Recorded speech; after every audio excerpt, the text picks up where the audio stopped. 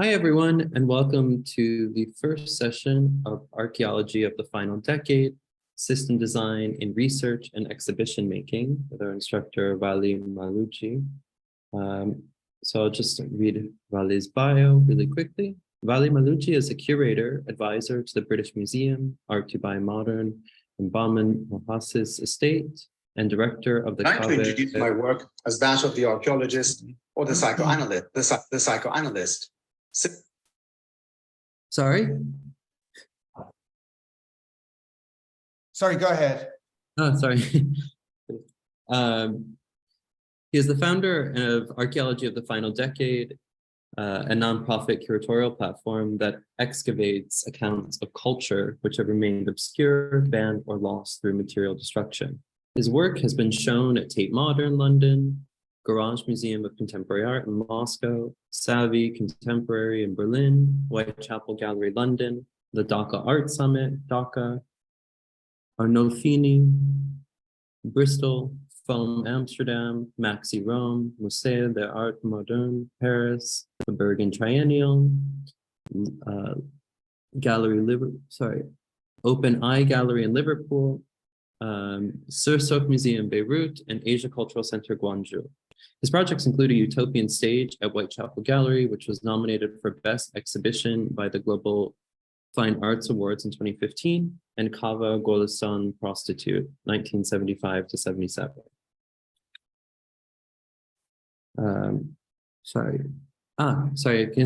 Which was acquired and exhibited by Tate Modern in 2017 to 18. Mahlouji's upcoming title, A Utopian Stage, will be published by University of the Arts in 2023.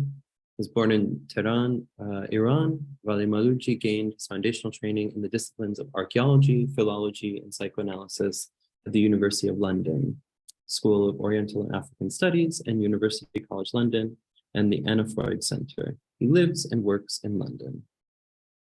So about the course.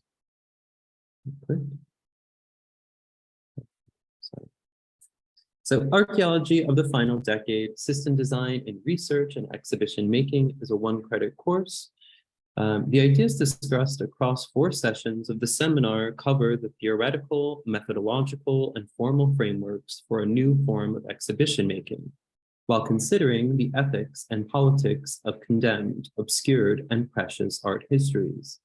It grapples with issues pertaining to power, radical democracy, conflict, activism, art, and culture in peril. We will discuss models for dismantling conventional histories and concrete strategies for confronting dominant forms of thought, representation, practice, and interpretation.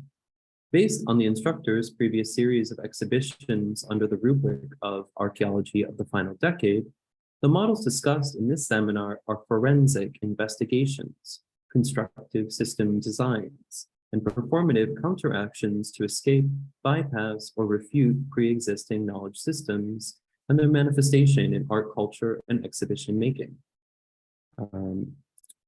So Vali, I think I can hand it over to you. If you feel ready. Thank you so much. Hello to everyone. And I'm pleased to begin our 4 seminars with the politics of erasure today. I've prepared a short intro to what I want to talk about today, which I'm going to play for you straight away. And then I'd like us to introduce ourselves very briefly. And also I'd like to hear in 1 or 2 sentences what you expect from the seminars. And then I'll have a presentation and we'll have a break for 10 minutes and then we can have a discussion afterwards. So hold your questions. If they're very burning, you can of course interrupt, but we'll make sure we leave plenty of time for the last bit. Let me now share my screen.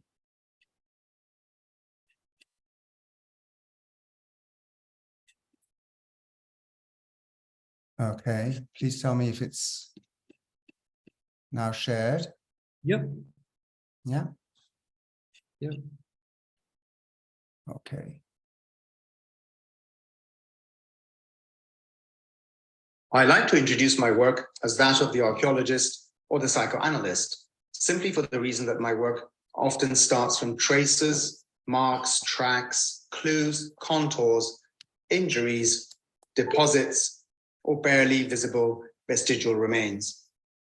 I investigate those evidentiary traces if and when I consider them to be containers or carriers of deep memory, signifiers of something in and of the past that has left behind an indelible imprint on the present.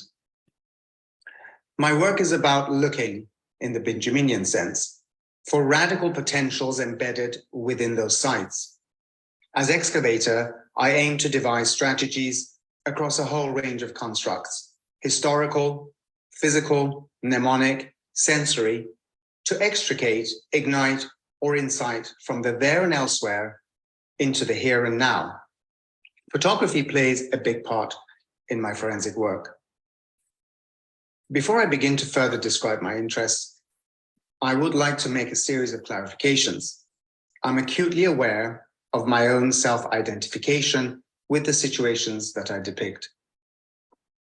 And I think it would be useful to explain that there is an interplay between my walls of ideas and aesthetics and the social and political encounters that have shaped my personal life.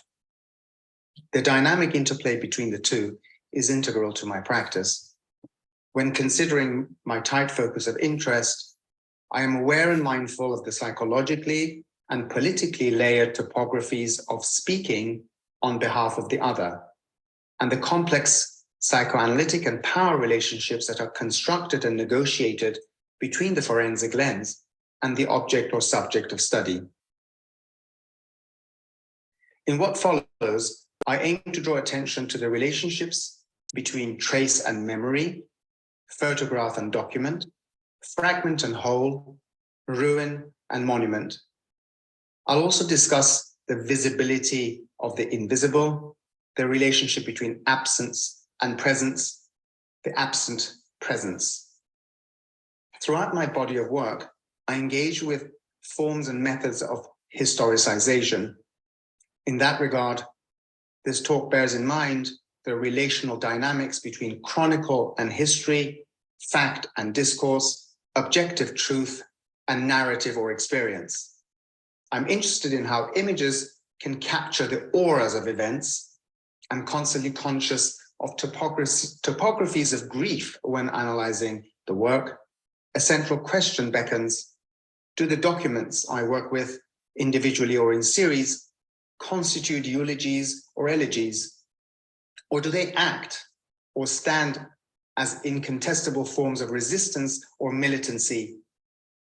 The two, in the end, need not be mutually exclusive. And that is where, at least I think, the absent presence is potentially at its most potent. It's beyond the remit here to investigate the complex meanings or natures of trauma, but it is important to claim that the matrix linking trace, time, and trauma provides possibly the most stable line of connection throughout my research.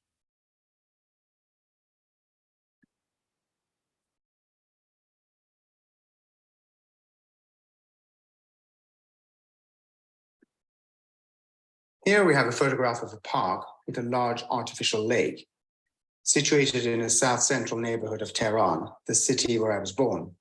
The image belongs to a large group of photographs, which I produced in 2014 to archive a comprehensive visual record of the site. The apparent harmony, the ordinary everydayness, and the deliberate quietude of the site, as captured in the image, distance us from a sinister reality and spectral truth that is embedded within the image.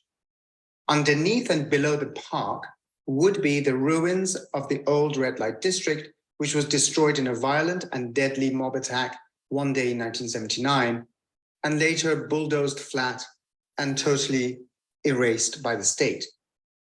Now subsumed, submerged, it has disappeared as if it had vanished from reality and from memory totally and for good. The image beholds an unexplained cavity, a break in a continuity, a missing link, something destroyed. The object or the event object is present in its absence. The demand laid upon the viewers is to do more than just look. The viewer must reconcile with what is nowhere to be seen in this spectral image and is urged to reimagine events and what has been disappeared.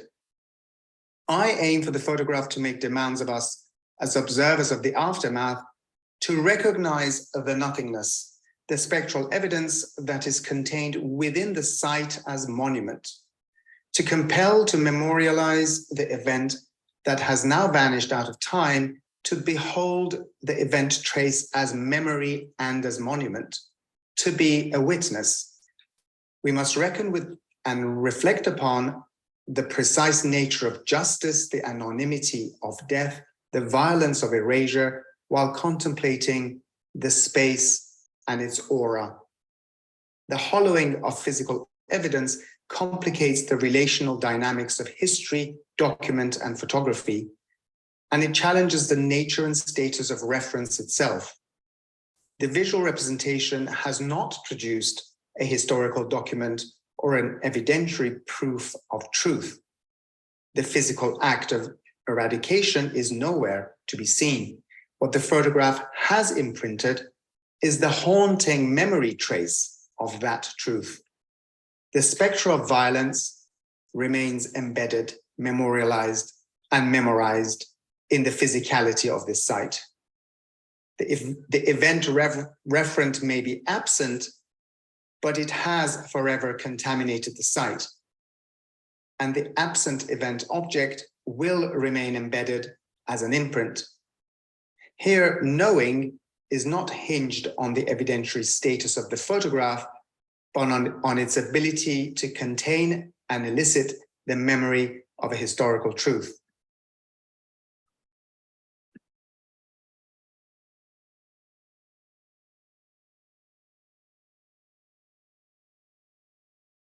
Working historically backwards, this document shows the front page of a daily paper, Etelaot, that reports the fire that burned down the red light district in broad daylight on 29 January 1979, 3 days before the arrival of the Islamist revolutionary leader Ayatollah Khomeini.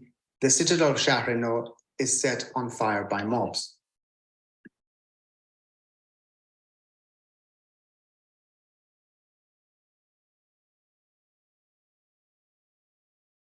As you will be able to see in the close-up, the main headline on the left, encircled in red, declares, I translate, west and south of Tehran in flames of fire.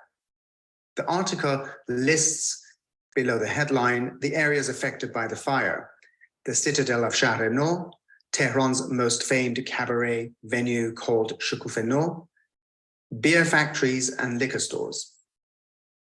This news item is juxtaposed on the same page against the main headline to the right, which reads, I translate, vast preparations for the moment of the religious leaders, the imam's arrival. The juxtaposition of the two pieces of news is symbolically powerful. The preparations for the arrival of the religious leader, Ayatollah Khomeini, and the violent eradication of the targeted urban spaces coincide. The paper reports two important facts. Crowds gather outside the citadel of Shahrenor at around 5 o'clock in the afternoon and attack the citadel at about 6 o'clock and set fire to the area.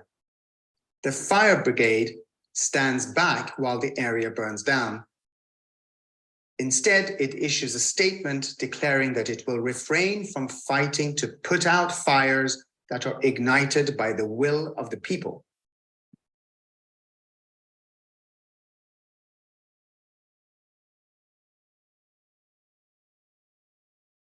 The report continues on further pages and goes through some detail. The headline here reads, West and South of Tehran were doused in fire and blood. The story goes like this. An undisclosed number of residents are trapped inside and several women are charred to death during the blaze. There are no records of how many women die in the fire. No one was held accountable and no inquiry was launched. The potential victims were not recovered, counted, or identified as far as I have found.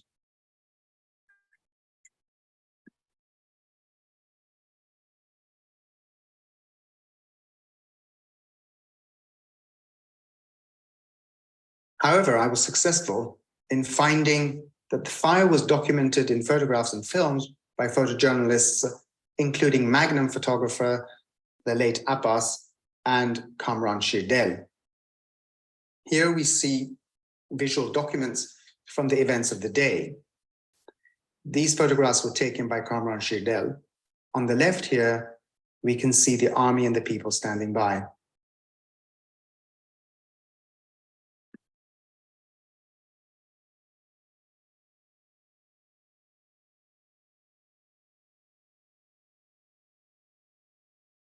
Reading the awful statement made by the army, it always reminds me to go back to a very powerful comment made by James Baldwin, where he said, "It is always most terrifying, most dangerous when elimination and erasure is done in the name of the public, or even worse, in the pretense of the protection of the public good."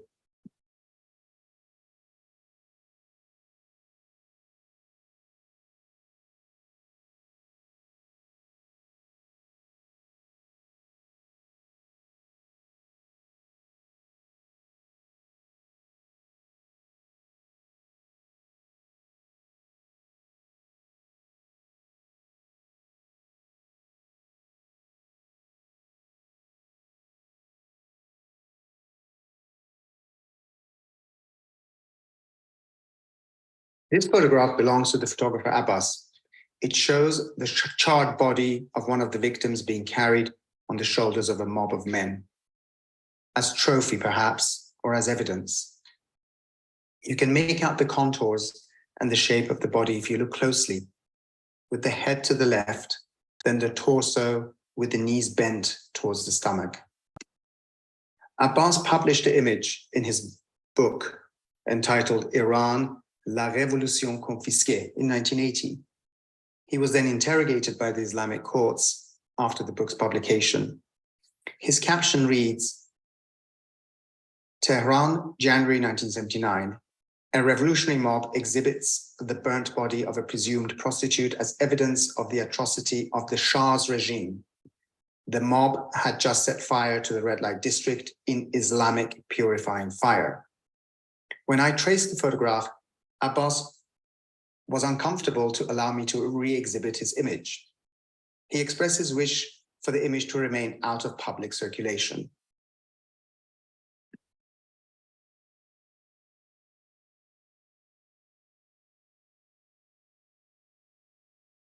So when including it in my exhibitions, I began to censor the image by pixelating it. I was aware that such an act is itself an extension of violence. The mechanics of gender relations and patriarchy are powerfully visible in this photograph.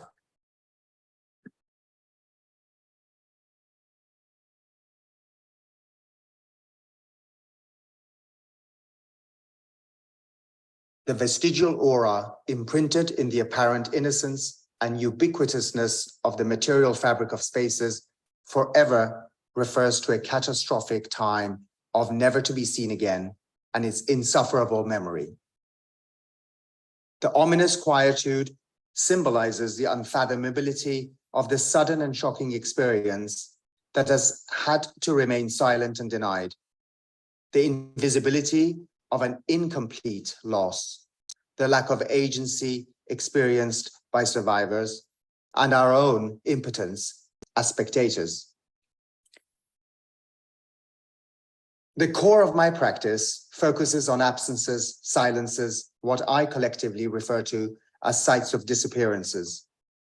Sites that register the histories of effacement and obliteration, and often by association, recurrent trauma and/or ensuing amnesia. In militating, my work has sought those sites and has aimed to generate a realm of appearance that should also be understood as a realm of truth, or otherwise of experience or reality. The ideas discussed across 4 sessions of this seminar aim to cover the theoretical, methodological, and formal frameworks for imagining new forms of exhibition making, while considering the ethics and politics of condemned, obscured, and precarious histories and art histories. I aim for the seminar to be practice-based and to question how we may curatorially devise strategies and build intentionally advancing systems, rhizomatic networks, and apparent cosmologies through which a range of resurfacing truths and phenomena may be re-experienced. I consider my curatorial practice, in a sense, a form of critique of dominant knowledge, accepted narratives, mass culture and consumption, and the very fetish of the art object. It certainly consciously positions itself, in my view, as the essential enemy of the bourgeois norm in exhibition making, and we shall ponder that. Those inquiries will be central to our conversations over the next 4 sessions.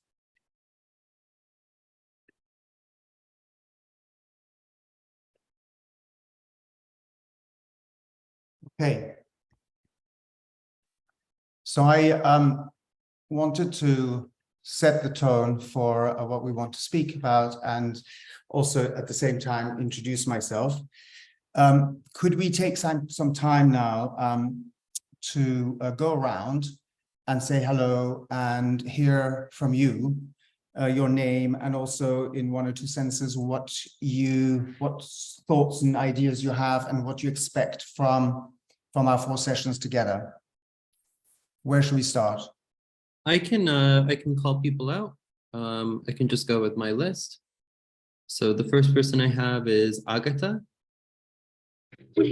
Hi, my name is Agatha Szwanek. I'm a visual artist and painter, and I'm based in Poland. And I'm looking forward this session because I'm a big fan of Vali.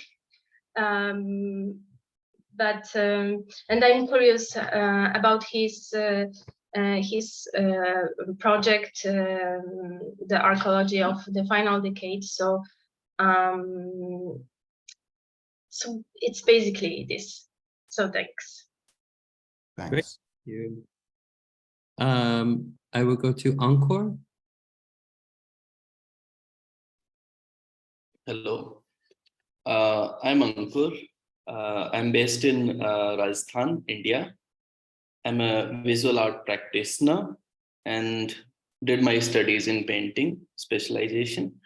And I'm really interested in learning as my practice, part of my practice deals with violence, trauma, and I really want to learn how to formulate non-extractive practices while working on the pain and trauma of others. Thank you.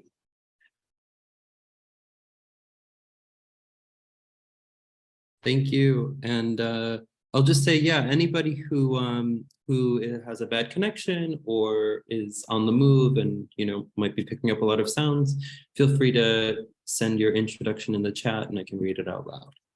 So the next person I have is Anna, which just wrote to me, so I will come back to you, Anna.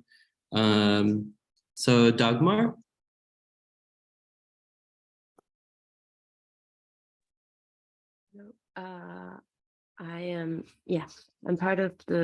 I'm partaking in the certificate program for art and curatorial practices, and I'm a visual artist as well, working with installation and sculpture, and I'm generally just got very interested in the subject also as a topic that tries to shed light on things that are hardly visible, or tries to expose aspects that are flattened throughout time, and how somehow gets at this, how to represent that without illustrating it. It's just really generally very interested in how to work in such ways or think through these ways. Great, thank you so much. We can go to Emiliano. Emiliano? Sorry, I was on mute. Can you see my camera? No, right? Can No, you hear me? I'm not seeing you, but let's see. But can you hear me? I can hear you, yeah. It's Oh, okay. it's- I think this is my camera. It's not turning on for some reason. Well, anyway, I'm Emiliano. I'm originally from Mexico and live in Montreal. I'm an undergraduate student in communications and cultural studies and art history. Most of what I think and write about is a lot of all over the place, but mostly about the semiotics of violence in Mexico. And like a lot of that in respect to art and its link or its broken link. I'm like a little bit, I've been like a little bit pissed off by the fact that no one from my country seems to be doing either art or theory that addresses or deals with actual politics other than make like sensible politics, or there's no like sufficient like aesthetic mechanisms or materials to address the barbarism of the state and like horror as a common sense, and that is something that drives a lot of what I theorize about. So yeah, I am not an artist, so I mostly just do writing about it, but I want to like advance like new ways of presenting or exhibiting theory, because as I say, I think the materials are currently not enough, at least to make sense of the Mexican contemporary condition. And that's it. Great, thank you so much. Thank you. I will read Gio's right now. He had written it in the chat, or they had written it in the chat.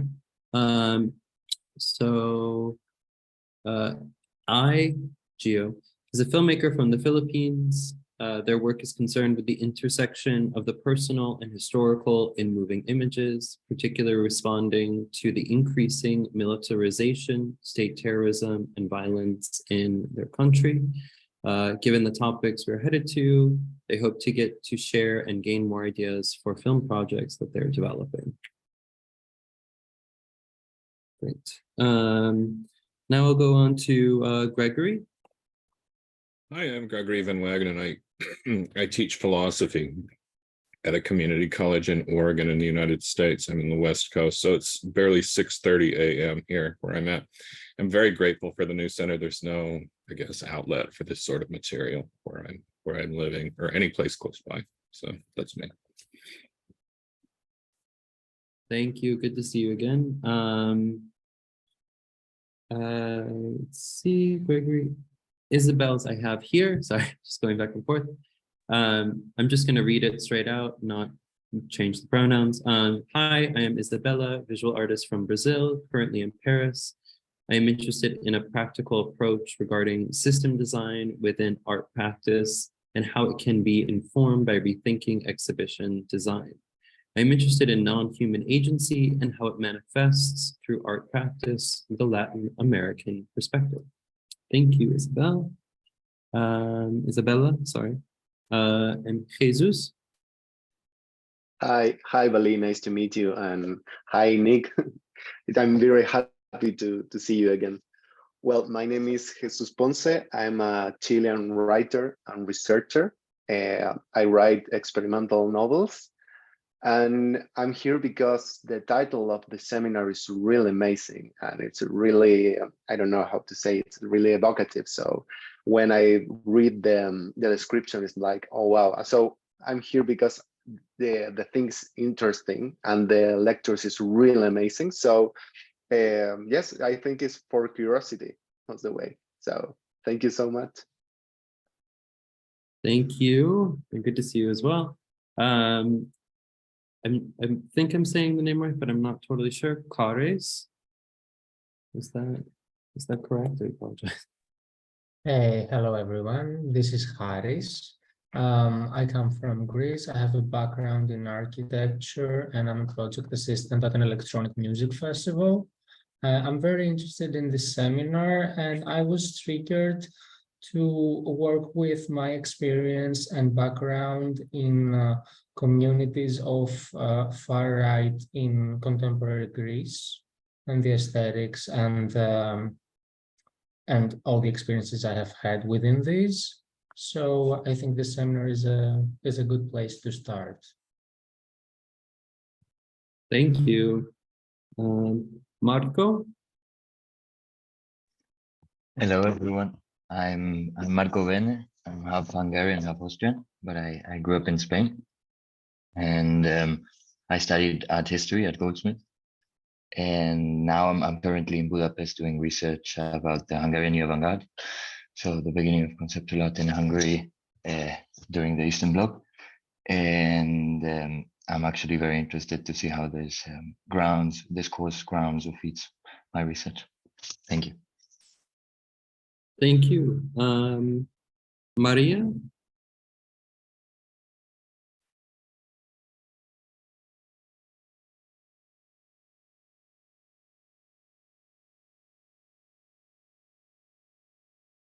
We will move to maybe come back. Michelle? Hi, I'm an American visual artist. I work in installation art and sculpture and some neurodiversity research. I grew up in the hierarchy of the American military. And so a lot of my research deals with leaving that system and erasure within a system and how identity can be exclusive as well as inclusive, if that makes sense. And I'm really interested in learning more about how trauma relates to art in the theoretical lens. I know that sounds super simple, forgive me, but I'm just really interested in this whole seminar. And I'm also a writer. I work mostly in essays and poetry. So yeah, thank you. Great, thank you so much. Peggy? Hi, I teach in art department in the program for graphic design. I teach foundations, and I have I'm from Connecticut in the United States, diverse student body, and I'm hoping that I'll be able to use some of these techniques to have people examine their own roots a little bit better. Many of them really have no idea where they come from, what their histories are, which is a form of erasure. So I'm hoping that I can somehow get them to come up with a project that they can do a little researching of themselves and sharing with each other. Maybe not this semester though. And I'm glad to be here. Thank you, Peggy. Great to have you. Pradeep? Hello, am I audible? Yeah, so thank you. So I'm a designer by profession, mostly deal with communications graphic, but also narrative building and exhibitions also in the domain, some amount of spatial analysis as well. So a little multidisciplinary in that sense. I have taken part, so the reason that I joined this course essentially is because I find overlap with a lot of stuff that was mentioned in the title and the description, especially when it comes to system thinking and exhibitions. I understood through my own experience that there's a lot of conflict within the process, especially while you're building stuff for someone else to see, something which is a representation of the other in that sense. And I come over here mostly to understand how do you do justice to what you're representing and what you're saying about anything at all in that sense. So yes, that. Thank you. No, thank you. So I have Sabine's here. So Sabine Boyer-Wedge. Hi everyone, sitting right now in the middle of nowhere in Bulgaria. I'm here for the next 3 weeks, so my connection is not the best, so I'll write here. My name is Sabine. I am a visual artist from Denmark living in Copenhagen. My interdisciplinary practice intertwines research and storytelling, primarily through sculpture, as well as text, sound, and video, based on various references, including esotericism, folklore, paganism, feminism, and ecology. Thank you, Sabine. And so next we can go to Yana. Hi, everyone. My name is Yana. I'm from Ukraine, currently based in Lithuania, working and studying toward becoming a curator. The questions of memory, politics of erasure, time, everything around that has been a huge topic of discussion and focus in my previous job. I worked with the Holocaust Memorial, and now also having the war in Ukraine. These are the questions that are a focus of my daily life, personal life, and also professional life. So with this course, I guess for me, the main interest is to find different or new methodologies to deal with those questions, to study them, to address them in professional setting, and also for the personal reasons.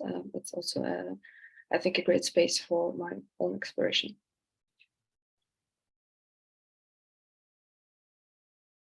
Great, thank you. And I will just really quickly finish. I didn't realize there was a second part to Sabine, so I'll just quickly finish that. So Sabine also says she is interested in in exhibition making, the use of the white cube, and how it became the universal exhibition space, especially in Scandinavia, and also the distinguishing between different exhibitions which have an impact on the environment, politics, etc. And then the last one, I have Anna. So Anna says, hi, I'm Anna, a filmmaker and researcher based in Berlin. I am researching visual activism and queer pornography that I'm investigating as an expression of queer trauma through its historical lens, second wave feminism, video works, and AIDS media activism, and planning an exhibition on this topic. That's why I'm interested in the seminar. I'm a student of the Art and Curatorial Practices program. So thank you, everybody. So Vali, did you want to take a— Sorry, but Isabel Yahweh is not presented yet. I read it out loud. Don't worry, you just, maybe because there are two Isabel, I apologize. you might have skipped me. Thank you. Oh, I'm so sorry. So Don't worry. Well, hope everyone is doing well. I'm Isabel. I'm based in Madrid, Spain. I'm a multidisciplinary designer, but I'm moving more around product design discipline, and well, in my personal research, I'm really interested in the topics of food design, gastronomy, and how they can shape this near future of scarcity, and probably a good new environment for frugality.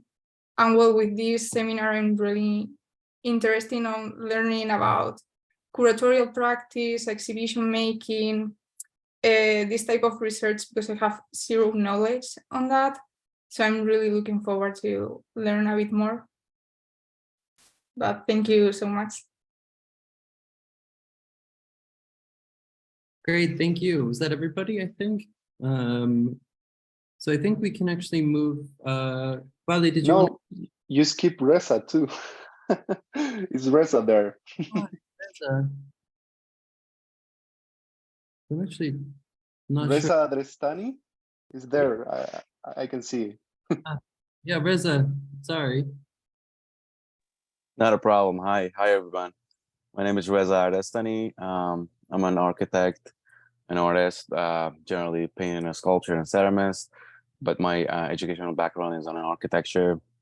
I'm a certificate student back in New Center in Universal Post-Planetary Design course in New Center starting this year, and I'm based in Los Angeles, and I'm very excited to be here and study as a basically curatorial and exhibition making approach to art. So that's so interesting to me, and also being a student of the Mr. Mahlouji's classroom, of course. Thank you.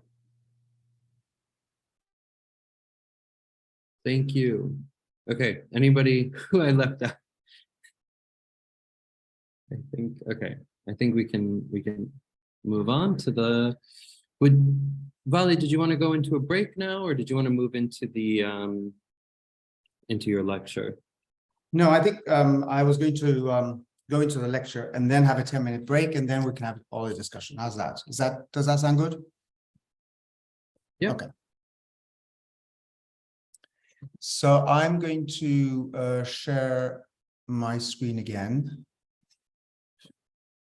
One moment.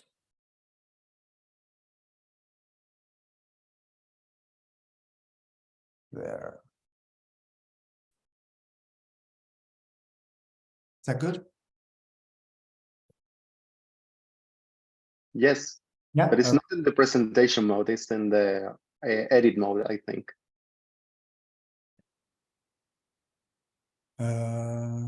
Just do that. How's that? Yes, yes. Now it's in the presentation mode. So the first session, I called it Politics of Erasure. And what I introduced in the first 10 minutes was one example of narrativizing a dispossessed history. I want to bear these in mind. And the work we're going to discuss I've been doing it under this title of Archaeology of the Final Decade, engaging with those sites of disappearance. And usually the histories that I excavate and narrativize I call them histories of the defeated, or at least subaltern histories. So they're histories that are either not written in or they're intentionally written out. I want to start by looking at the work of an artist with whom I've worked quite closely, and think about audience as witness and the notion of redistribution of justice. These are so core to the way I think about the curatorial projects, which I want to discuss with you, and also to consider culture in the bigger sense, not as a communal space of harmonious existence, but to consider it rather as a conflict-filled field of negotiations, where the art itself must be situated in the crossfire so that it realizes its historical meaning. I often refer to Walter Benjamin, who put it as a revolutionary chance in the fight for the oppressed past, so that the abject suffering may not exist in vain. I know it's a big claim, but that's definitely the driving impetus behind much of what we're going to discuss.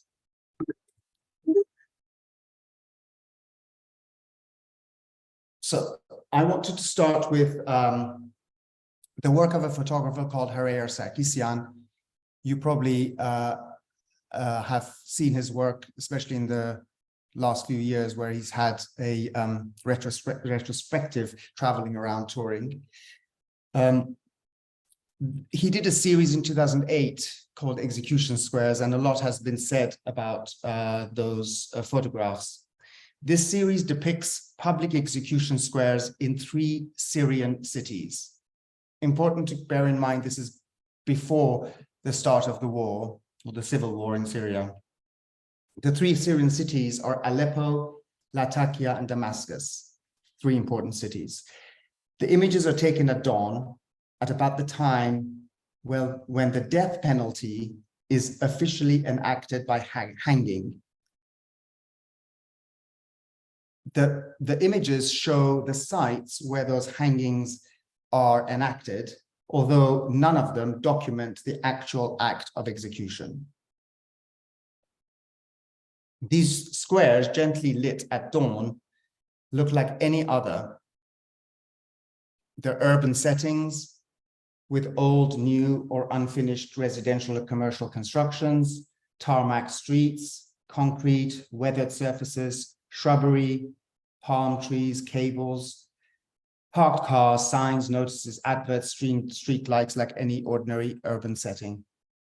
The apparent harmony of these spaces, their ordinariness, their everydayness, their quietness, they distance us from the reality that is central to the work of the photographer. The title, Execution Square, acts as a sole signifier. imposing a demand on us as viewers to do more than just look. It's only through the direct and honest use of such a title that we not only recognize or realize the real meaning of the work, but are also compelled to reconsider each meaning and its associated with the image. The viewer is forced to reconcile with what is nowhere to be seen. By omitting any evidence of the violence or its associated political notions and implications, Sarkisian comments on the apparent invisibility of the act itself, as well as the relative anonymity of the victim, the executed. What was done at dawn in public is no longer on view for the public or available to be seen by any public. He says himself of his personal experience that he had witnessed such a scene as a child when he was about 11 years old on the way to school. He says, I quote, "I saw 3 hanged bodies on one of the squares near my father's shop. Their eyes were wide open and they were topless and covered with paper sheets. On the sheets was written their names, their dates of birth, their punishment, and what they committed as a crime."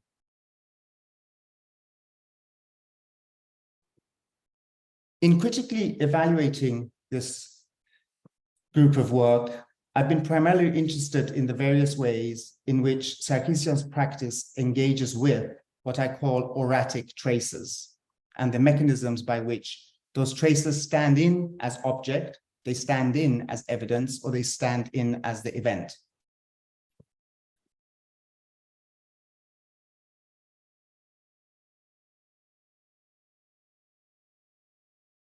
His photographs are taken after a prolonged contemplation on a topic, a deep introspection, and a long reticulation. They appear as mappings of emotional territories which are embedded in the materiality of spaces that have been contemplated.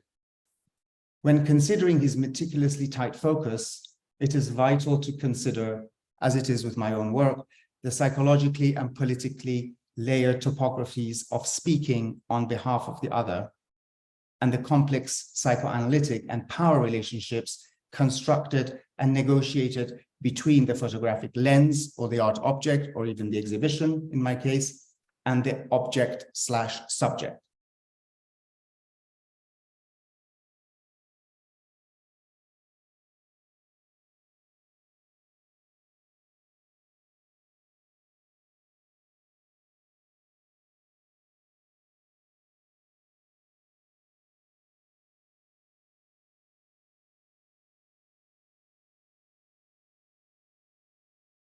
Another group of work of Sarkisian's that I want to share with you is called Last Scene.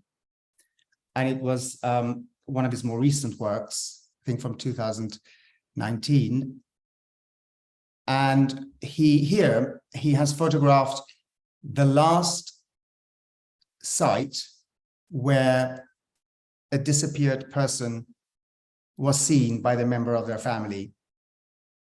He's traveled various places, various sites and cities in the world where the act of disappearance has been a very traumatic social experience, political experience for various families. And in these, again, you see the simplicity of a space.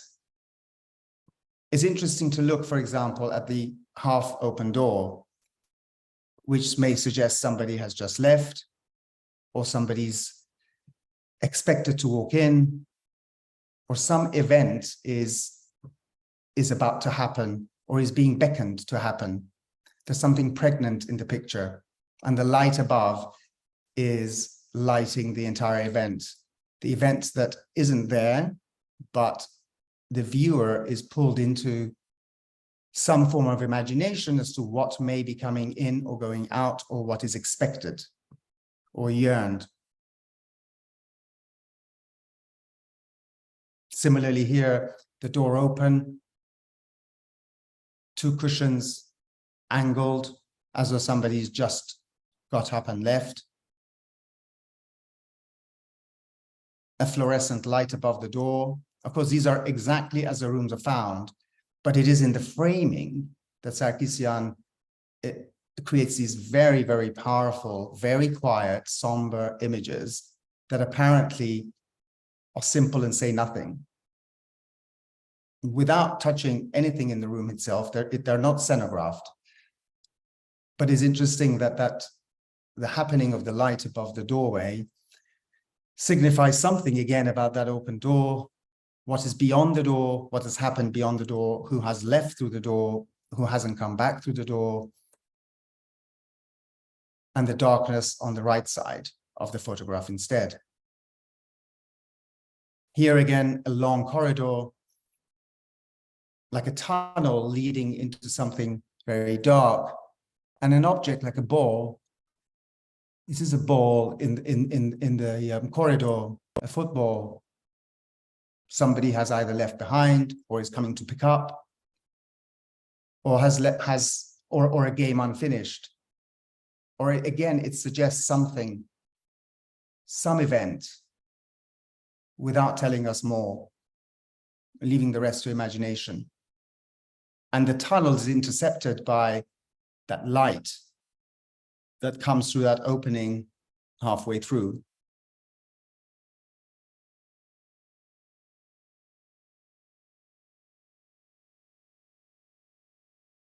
Here again,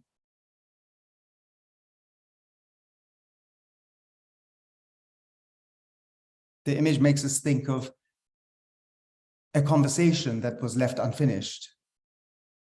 Two people at a table, one chair angled.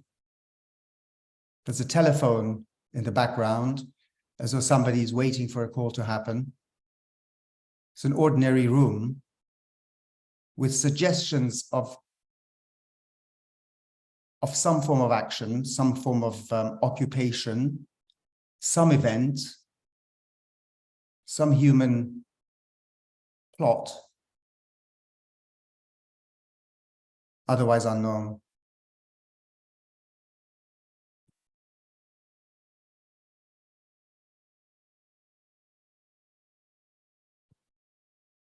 An ordinary piano in an ordinary room, a computer screen, papers, unfinished business, memories, photographs, objects, all left untouched, as though something has frozen in time.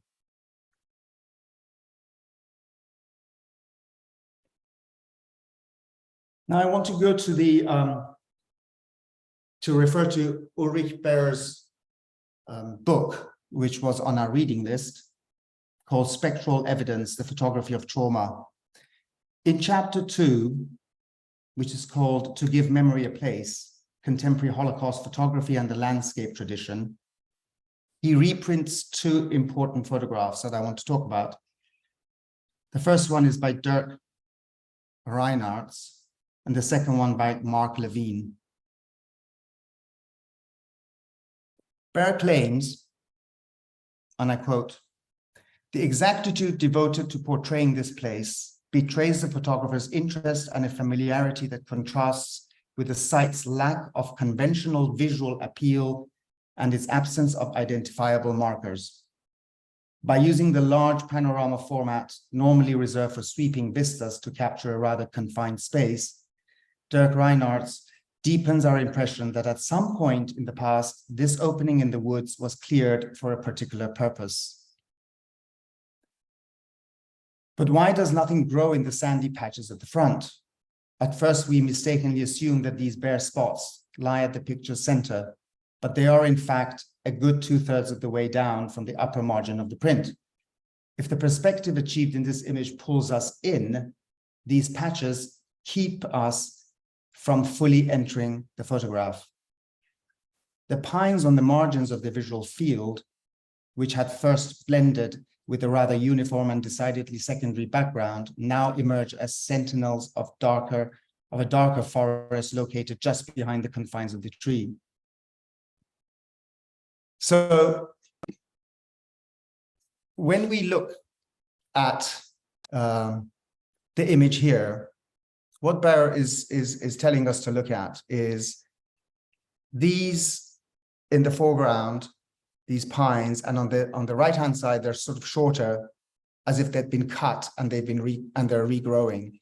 As you can see in the background as well, in closer to the emptied patch, to the vacated space, to the sort of smoothed out area, you can also see shorter pines, whereas in the background you can see taller pines. So there's a kind of gradual disappearance happening towards the front of the photograph, where we are already sort of within which we are already almost standing.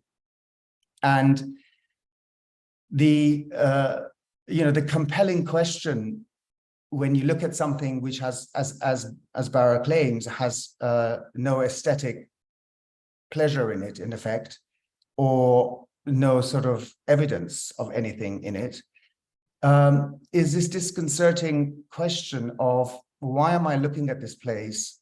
What has happened at this place? Has something happened at this place? And why is this area, which is encircled, as it seems, from the corners of the frame by trees, why is this area suddenly in the middle of this dense forest empty? It's the emptiness that we're asked to behold.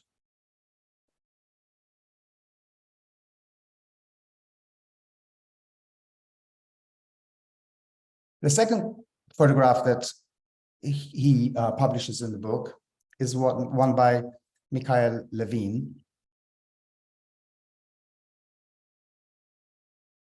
No, it's not that, sorry. Oops, I haven't got it for you. I don't know if you've actually looked at the no, we haven't got it.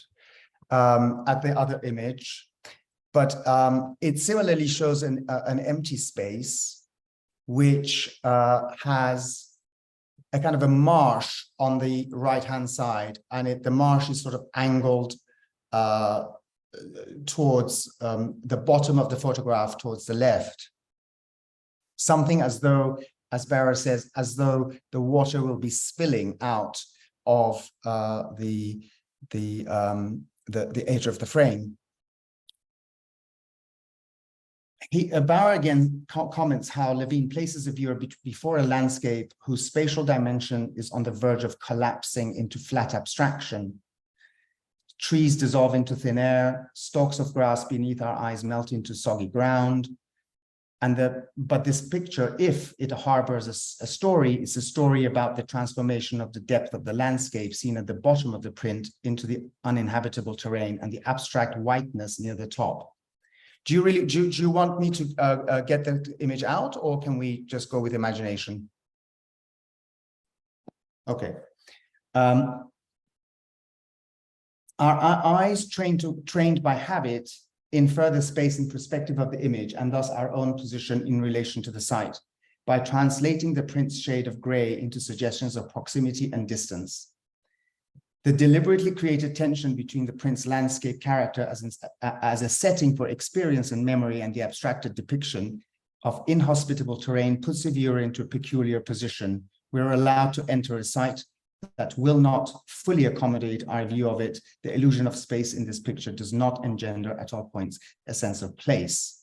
So what we're looking at in an image like this, which is actually of a place of a site, which was a concentration camp, is a place that things have happened in, but a place that doesn't show us any evidence, an image that doesn't show us any evidence, pulls us in, but pushes us out, and makes us contemplate as to what may have happened there. I am making a connection here between practices that are using imagery, photography, which do not embody evidence as such, but are harboring an aura of a space and are recalling a memory that is left to the viewer to contemplate, to work hard to relate to, and through that to become witness to what has happened. So there's a sort of a conversation between the flat image and the photograph and the viewer, whereby some of the work is being done by the audience or the viewer in transferring the emotional charge, the historical episode, and a notion of justice and a desire to retrieve back to the viewer or left to in the hands of the viewer, such that we become implicit as witnesses in a crime or in an erasure or in a destruction. I want to take us now back to this image, which was an image from the Citadel, which I showed you earlier. And here we see a lake, which is within a park that was made on the site of the destroyed red light district. So what's interesting about this image also, although neither Sarkisian nor the photographers in Bauer's book, and not even myself, none of us are aware of what we're actually doing here. When I took this photograph, I took it because I was documenting the space. But on contemplation and through the practice itself, I begin to see more importance in the image itself and how central it becomes to my work. So here again, interestingly, we see a vista and we see a background encircled by trees. And we have a lake in front of us in which we appear to almost be standing.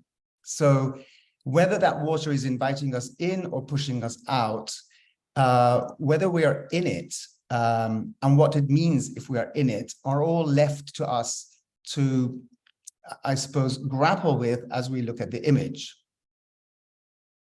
What is important in the work that I've been doing is that the park and the water itself cover and submerge not only the area, the activities and its inhabitants that were there at one point, but also, very importantly, the violence, the crime, and the scars that were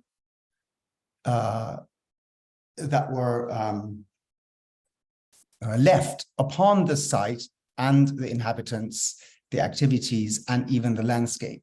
There is nothing to be seen, not the past history, but also not any evidence of the scars and of the violence itself.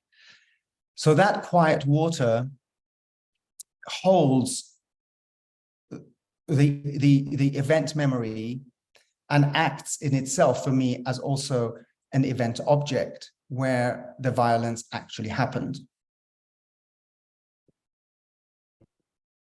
Now, these photographs are seminal to that project, which I want to show you.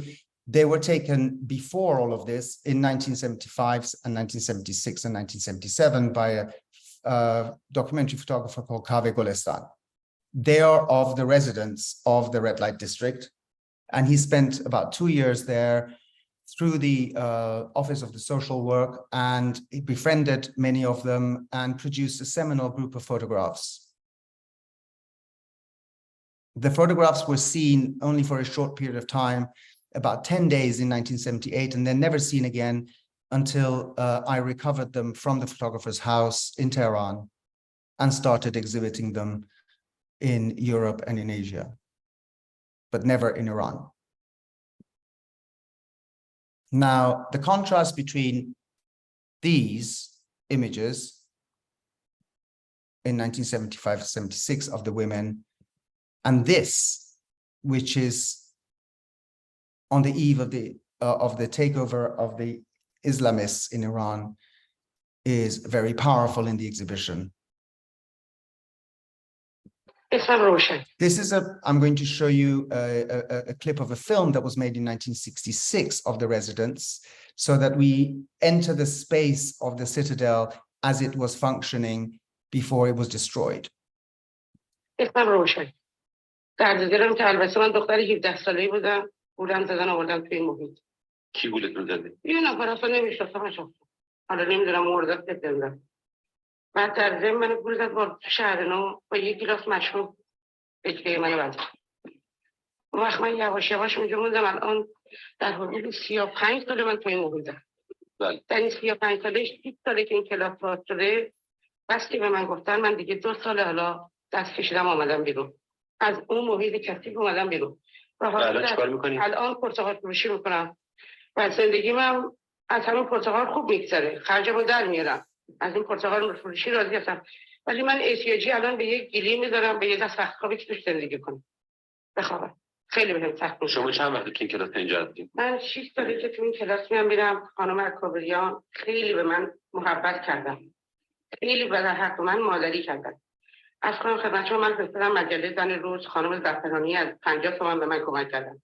از اون 50 تومن برای خودم استکان، پوری، چراغ اینا خریدم. بعد خانم پیروز هر دفعه آمده اینجا به من 25 تومن 30 تومن داده. این خانم نظمی همیشه درس تعلیمات دینی، اسلام، نماز همه چی به ما یاد داده. من از اینا 1000 تشکر میکنم. خیلی ممنونم از خانم هاشون. سوادم یاد گرفتین؟ نه خیر نخوندم. خودتون نخوندین؟ بله خودم نخوندم. خطم هم خیلی خوب بود. یه دفعه امتحان دادم کارنامه گرفتم. ولی من دیگه پشتش نگرفتم. هر چی خانم به مسواک کرد گفتم خانم سوال چه داده من میکنه. اگه راست میگی من سر یه کاری بذارین که الان از این محیطم که نجات پیدا کردم از این خیابونام نجات پیدا کنم.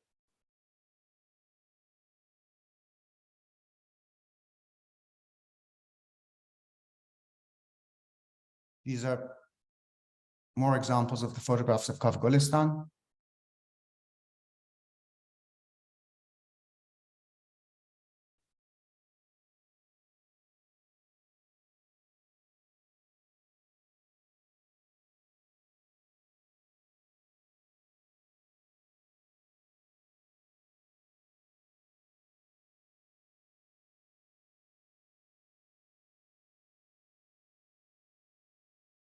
Surrounding details are very important. The posters, the walls, buckets,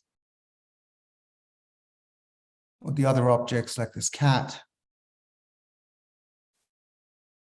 the woman in the chador but naked underneath, one of the punters in the bathroom,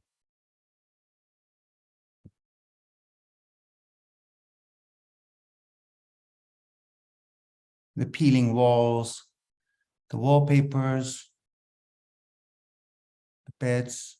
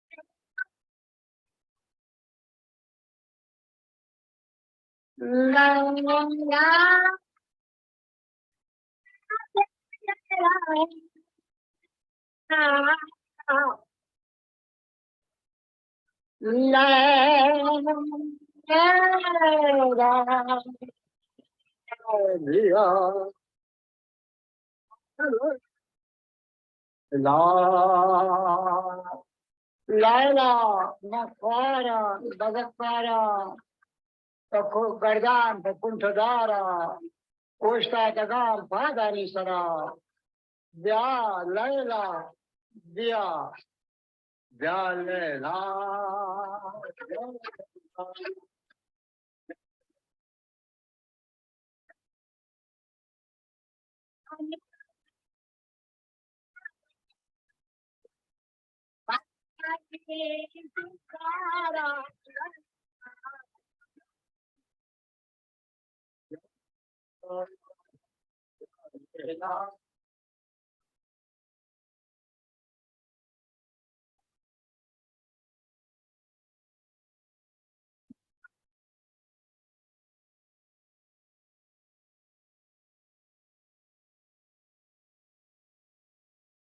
There was a clip I found from the work of Kamran Shirdel, a short film called Qal'e, which subsequently became very well known and has received quite a few awards. It's always been also embedded in the exhibition. What I did was to go back to look at the very history of the place, to find old maps of the city, to locate the original site of that area, which was outside of the city space itself. The walled city at the end of the 19th century, beginning of the 20th century, had 12 gates, and the sex workers had been expelled from the city in some kind of a political coup, and they were morally, if you like, excluded outside of this moral circle, the wall of the city constituting a clean moral space, and them being expelled on the outside. After the demolition of the walls and the expansion of the city, that area becomes part of the city. The history of the city, of that area is very colorful. It becomes a very important center of popular culture with theaters in it, cabarets around it, and a main avenue, which is a residential space for the sex workers, and another avenue, which is mainly a brothel space. In 1953, after a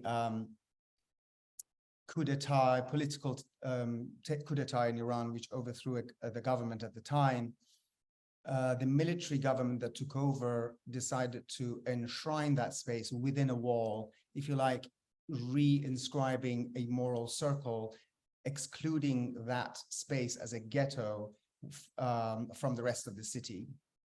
Paradoxically, this exclusion and this moralizing circle that's drawn tightly around that space, which was guarded by police at the entrance, becomes also a possibility for women's organizations that begin to develop very rapidly in the 1950s and 60s as a space of operation, as a space of compassionate operation, where they could set up creche for the children, classes and education for the sex workers themselves, health spaces, etc.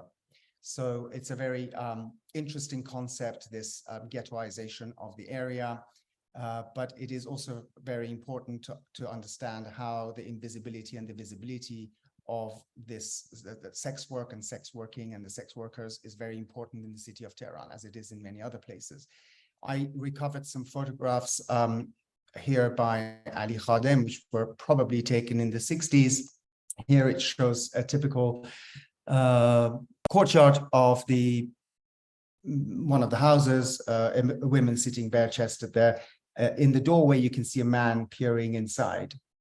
What I did was to go and recover as much as I could to, in documentary form, recreate that space of the citadel before I was going to show the photographs of Kaveh Golestan. The idea, the curatorial remit for me was never to show those photographs unless I was going to excavate the area itself, the urban landscape itself, and horizontally issues relating to social welfare, to prostitution, to healthcare, to the women's emancipation, and religious and medicalizing narratives that were hostile to sex work in the capital. I also recovered work by Golestan himself as a photojournalist. At the time, he had done the project of documenting the red light district as part of a series of photo essays for a Iranian newspaper, Ayandegan. So he published 3 photo essays in which he uses media as a site of militancy. He questions whether this is inevitable. He questions whether work is being done enough to support them. And in the third photo essay, he more or less reprints entirely an interview that he did with the head of Tehran's School of Social Work. An exhibition was set up in 1978 at the university, and it's very interesting to represent that in the exhibition and consider it as a site of operation then already, where Golestan himself exhibits the prostitutes alongside a series of photographs he takes of working men, of laborers, and of children in a mental health asylum.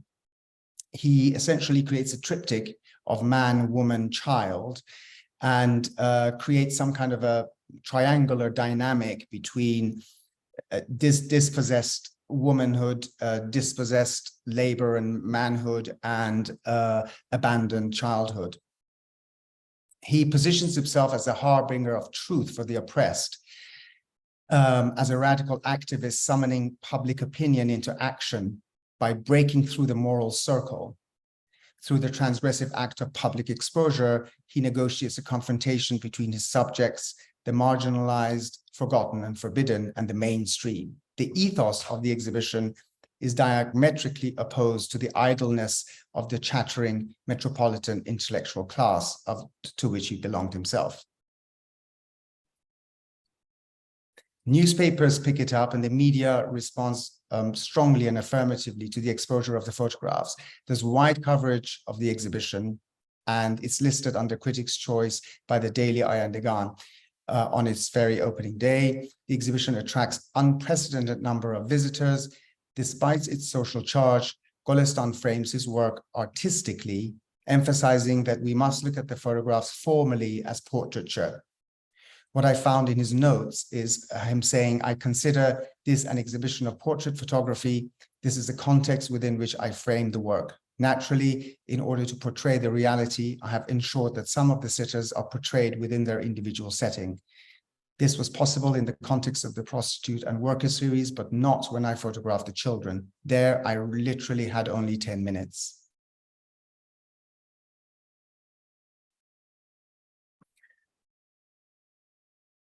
I became interested in a notion of the danger of seeing when I recovered information about the exhibition being prematurely shut down after 14 days.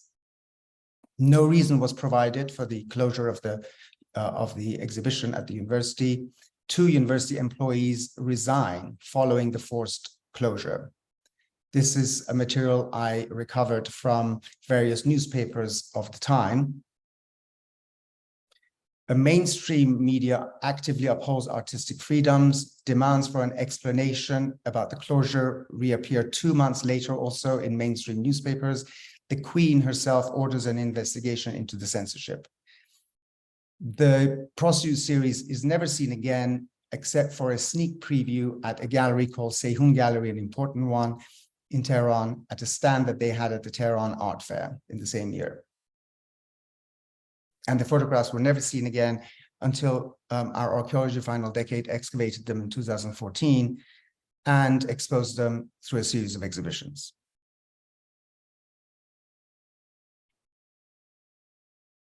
This is a photograph of the exhibition at Photo London. Tate Modern acquired the project, and they bought 20 of the vintage photographs of Kaveh Golestan and access to the Archaeology Final Decade archival historical research that they also partially exhibited in a room at Tate Modern. This became the first room to an Iranian artist in the permanent collection of Tate, which was there for a year between August 2017 and 2018.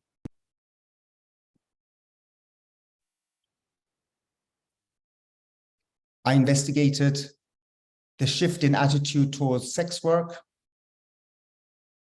in conjunction with the women's emancipation in the 1950s and 1960s, their right to vote, and the changes in family law, etc., a lot of which were also then repealed after the revolution. But interestingly, feminists of the 1920s and 1930s, who also openly spoke about the issue of prostitution, they had more of a tendency to concentrate on the exploitation of the body and exploitation of the woman and see it as sort of socially immoral. Whereas by the 50s and 60s, a more nuanced understanding of the issue appears through the School of Social Work and the Women's Organization, both of which understand that the phenomenon is not easy to eradicate, but rather what is important is to deal with social justice and social welfare, their health, their education, deal with some of their debts. And actually, the director of the School of Social Work pushes for the sex workers to obtain old age pensions from the government as any other citizen would in the country. So these are the kind of forms where of exhibition, just literally showing the vintage objects, showing the erasure. But then what happened was that further investigation led me to realize that 3 of the prostitutes were executed on the 12th of July, 1979. So that's about 6 months after revolution. Now, although here we see it in the newspaper reported, almost nobody that I interviewed, none of the journalists, etc., remembered this important, very, I think, seminal event. Interestingly, when initially I interviewed various photojournalists who had documented the fire, which happened 3 days before the arrival of the Islamist leader, none of them remembered the actual date of their photographs. They also didn't remember whether it was before or after his arrival, or even before or after the fall of the old regime and the establishment of the new system. So that amnesia was very interesting, as embedded within even the actual documents themselves. And the first time I exhibited the material, I had to say there were 2 versions, that the fire happened before and the fire happened after the change of government.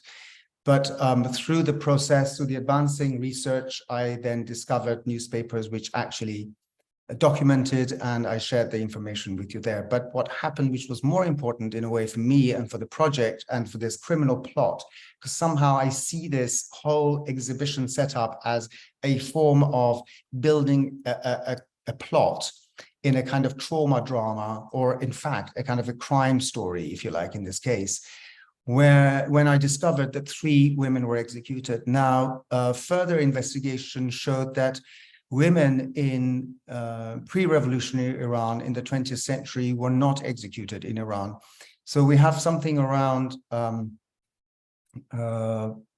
maybe 500, as far as I know, people executed, less than that, I think 300 and something people. I don't think anybody has exact numbers in the 40 years prior to the revolution. And amongst them, there could be 1 woman, or at most 2 others, i.e. 3 women.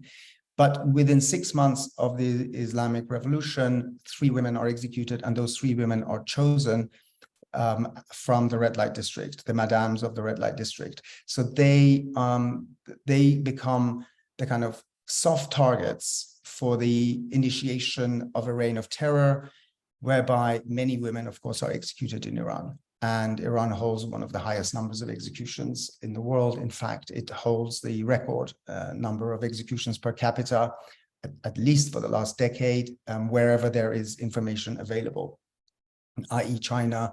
We're not sure of the information from China. Inside of the article, there's something more complex going on here in the next page, where the article sets up the madams and the other sex workers against each other. So it, in its sort of act of retribution and its act of cleansing sin, it calls the execution as some form of revenge and retribution on behalf of the sex workers themselves, i.e. the madams were the nasty people, the criminals who had tricked and roped the women into this sinful life, and they were being executed on behalf of, in fact, the victims who were the sex workers themselves, which is a very perverse set of narratives which were set up by the Islamic Revolutionary Guards. I found also the Amnesty International document that documented the executions at the time with their names, which I exhibited as well. I created a historical timeline from the 1920s till the present, where we document about 3 million sex workers actually in Iran today. This is an image from foam of the timeline itself. And these are sort of graphically reproduced tables of documents. So the first one is some contact sheets of the actual photographic production itself by Golestan, diaries that I delved into to understand what the project was about, his exposure and his militancy in the newspapers at the time, and then his exposure of the photographs at the university, the exhibition, a small sort of photocopied booklet of the exhibition itself, and then the media picking it up and the exhibition getting shut down, and then the media complaining about the shutting down of the exhibition. So that sort of civil space of militancy that happens around the project itself at the time, and then going back to the history and coming forward with films and books and novels written, these two, or accounts in the first case, and a novel written based on or set in the red light district itself. And then the last table is a sort of climax, a criminal climax of fire, and then bulldozing, and then executions. And the last picture is that of the now, where everything is quiet again, and there is nothing to behold visually. Now, I want to show you also this, because this is interesting. What we want to discuss now in the discussion is that at Tate, when they exhibited the works and they took all the documents as well, this is what they reproduced. So the blank parts were kept out of the Tate exhibition. So that very, very disappointingly became that. Presently, I'm in conversation with the museum to reconsider what happened at the time, and in a way to look at the policies of representation and the museum's responsibility towards the public. At the time, they claimed that there wasn't enough space to exhibit everything. They also were worried about having to legally verify things, which I don't think is the case, because we just have newspaper articles. There's nothing that is a form of interpretation whatsoever. They're just points of fact or newspapers documenting things. I refrain from any form of interpretation or narration on my part itself. And what I'm trying to do here is to allow the objects that are constellationally put together to build a plot or a kind of a criminal fiction or criminal nonfiction, and narrativize on behalf of themselves, as opposed to be narrated by an exhibition maker like myself. But finally, recently, the conversation was around the idea that they were worried, actually, in truth, they were worried about triggering, that this would trigger the public, traumatically trigger the public. So they had to sanitize it, or in their own words, tateify it to that. So it's an ongoing conversation, and we will see where we get to, and I'm hopeful that something good will come of it. So I want to stop here now and check the time, see whether we could have a 10-minute break and then come back and have a conversation with yourselves. Does that sound good? Hey, yeah, that sounds great. So we come back at the 40-minute break. Yeah, okay, great. Cool. All right, see you soon. Okay.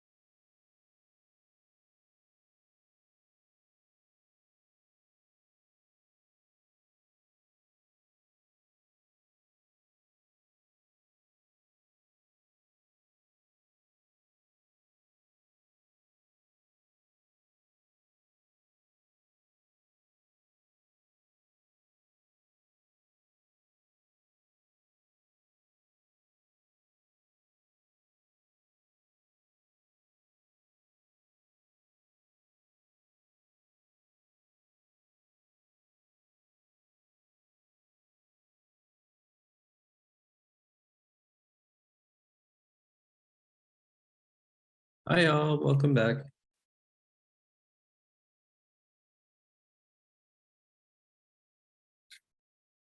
Hi.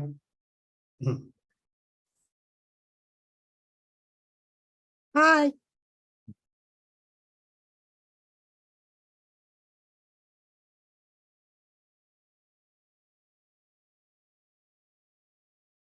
So Vali, did you want to start with a Q&A or did you want to give a prompt? Yeah.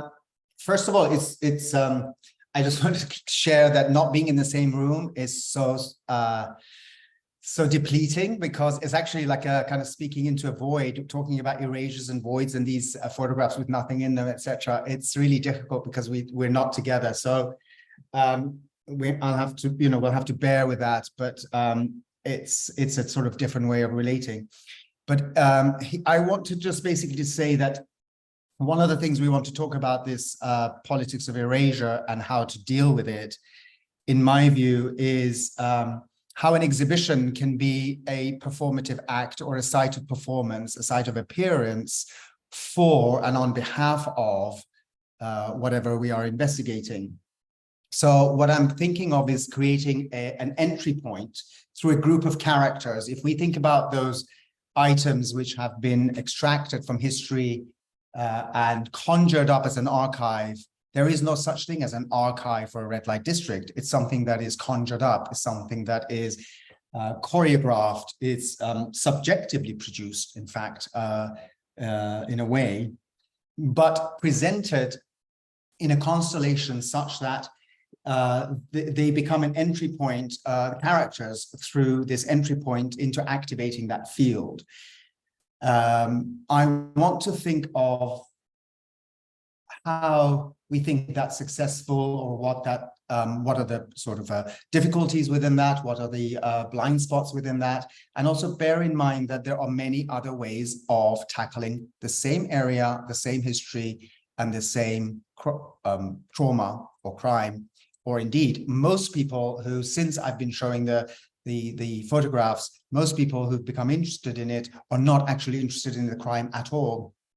A lot of younger students who are now working on PhDs, which is actually interesting to point out, that the curatorial work I'm interested in is something that doesn't just trigger history, but also triggers in the now, but also triggers a huge amount of further research that is going to be done by other people. So there are a few doctoral theses, etc., that are happening now around the citadel itself.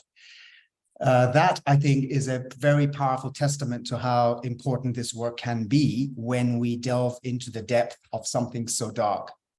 Now, for me, in this sort of a crime plot, in this sort of criminal story, the pinnacle is the resolution of any question about sex work through this clarity, this sort of Abrahamic religious clarity that it's simply sinful, full stop. So we just remove it, we destroy it, and we punish those who are involved in it.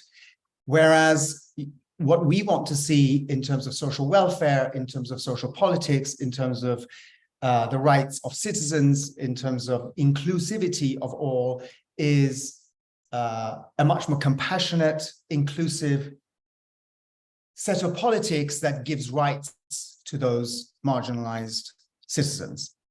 Now, I'm very interested in that fissure, in that absolute clear-cut moment of terror that supposedly resolves the question completely and utterly and sort of definitively as something sinful, full stop. There's no conversation around what to do with it whatsoever. So that was my interest. What I want to point out is that if we want to look at that area, we could look at it in many other ways. Of course, the urban landscape itself, the way the urban landscape has changed, that does come into my work. For example, with the last image that I showed before the lake, where you have the absence in the image from above, the aerial view, and you have the older picture showing the area. But you could also just perhaps concentrate on what some people may want to call the male gaze of Golestan onto the women, Is it tourism into other people's pain? Is it exploitation of marginalization, etc.? So we could talk about those things. The way I have, choreographed the exhibition takes the viewer through a particular sort of passage, and I want that to be sort of very clear here. So I'm very open to lots of questions about the performance that I'm interested in as the exhibition as a site of performance. And I want to also bear in mind what I'm interested in also is the affective nature of an exhibition, such that the exhibition is not about a group of objects on walls or in a space arranged, but that the plot itself that you pan out has an affective charge, such that the exhibition may be an experiential space, such that the audience is not just witnessing, but experiencing. Open to you.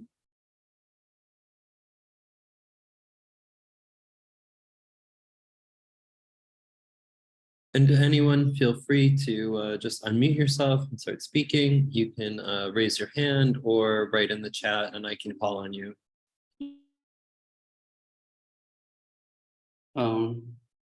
I have a question regarding like when this exhibition was sort of reduced to few images, and like how important was it for this project to be exhibited at Tate Modern, and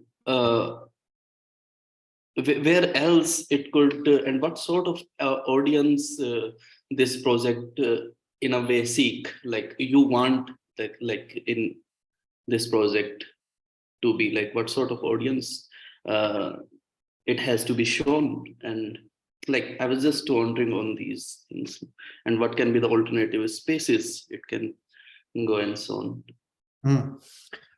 No, it's not important for it to be shown at Tate Modern. In fact, what powerful institutions do is to squeeze projects like that to conform to their policies and to their intentions and to their perspective on what an exhibition should be, as you saw. So that was a big point of contention and conflict. But essentially, for a big institution like that, it appears that the mere fact that a project is being shown in such a prestigious space should be enough.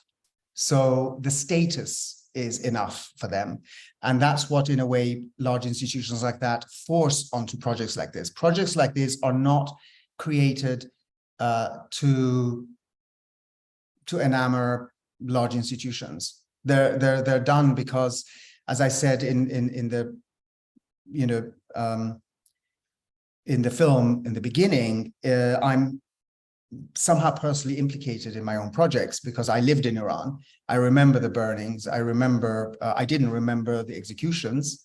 I certainly also didn't have any images of burning, but I had seen lots of burnings in Iran. So for me, recovering those chunks of violence and the trauma associated with them is also a personal thing, is a personal archaeology. In that sense, I'm not interested in institutions whatsoever. Of course, what one is interested is in showing it in one's own space. But precisely these kinds of projects cannot be shown in one space like in Iran because of all the complications that now you're aware of. However, I've shown it in Lahore, for example, and I've taught it at the NCA, National College of Arts in Lahore. And the response was incredibly powerful. And it provoked quite a lot of conversation around traumas of the Pakistan-Bangladesh conflict, which is very hushed in Pakistan, where about 1 million people were murdered in Bangladesh, especially of the elite, in fact. So it was very powerfully received. In Turkey, I wasn't able to show it because various institutions were too sensitized and found it a bit problematic to deal with women and sexhood and sex work in Istanbul for political reasons. They were worried that it might provoke bad reactions, or they might get into some kind of a mob, trouble with mobs. So that's interesting. I haven't been able to show it in Lebanon, where I have done projects, and I wanted to show this project, but it hasn't happened. Obviously it can't happen in those spaces like Dubai, etc. I've done other projects, but not this sort of project. And it has been shown in Amsterdam at FOAM, at the Musée d'Art Moderne in Paris, at the Maxi Museum in Rome, at Somerset House Photo London in London, at the Rotas Gallery in Lahore, and Tate Modern acquired. And so they had a room. And after Tate Modern, the research itself has been exhibited as artwork, i.e. With a few facsimiles of Golestan portraits subsumed into my archival presentation. And the archival presentation itself has been shown as artwork at Delaware Pavilion and at Arnolfini and the IDRA school project in Greece. So that's also interesting, where institutions feel compelled or interested in taking the research itself and presenting it as artwork. That wasn't an intention, but that's the route that the project has taken. Thank you so much. So I was so interested in the fact that they didn't show that final picture of the lake and the erasure of the incident. And if you had made me think about how in the US we have all these random mass murders that we hardly pay any attention to anymore. And we never deal with what's going on, but we put up memorials. Everybody says, oh, I'm so sorry for you, which is also another form of erasure in some way, that we don't deal with it.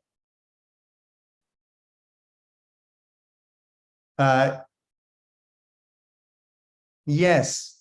Well, Tate did put in the amnesty, little paper of Amnesty International, which lists the executions. But because the more visually powerful objects of the vintage newspapers were taken out, and my markings on them, and therefore the captions, which translated and explained everything, were taken out, and the lake at the end, it just showed the ambivalence of an institution like Tate that presented itself as very interested in the sociological research that grounds the photographs.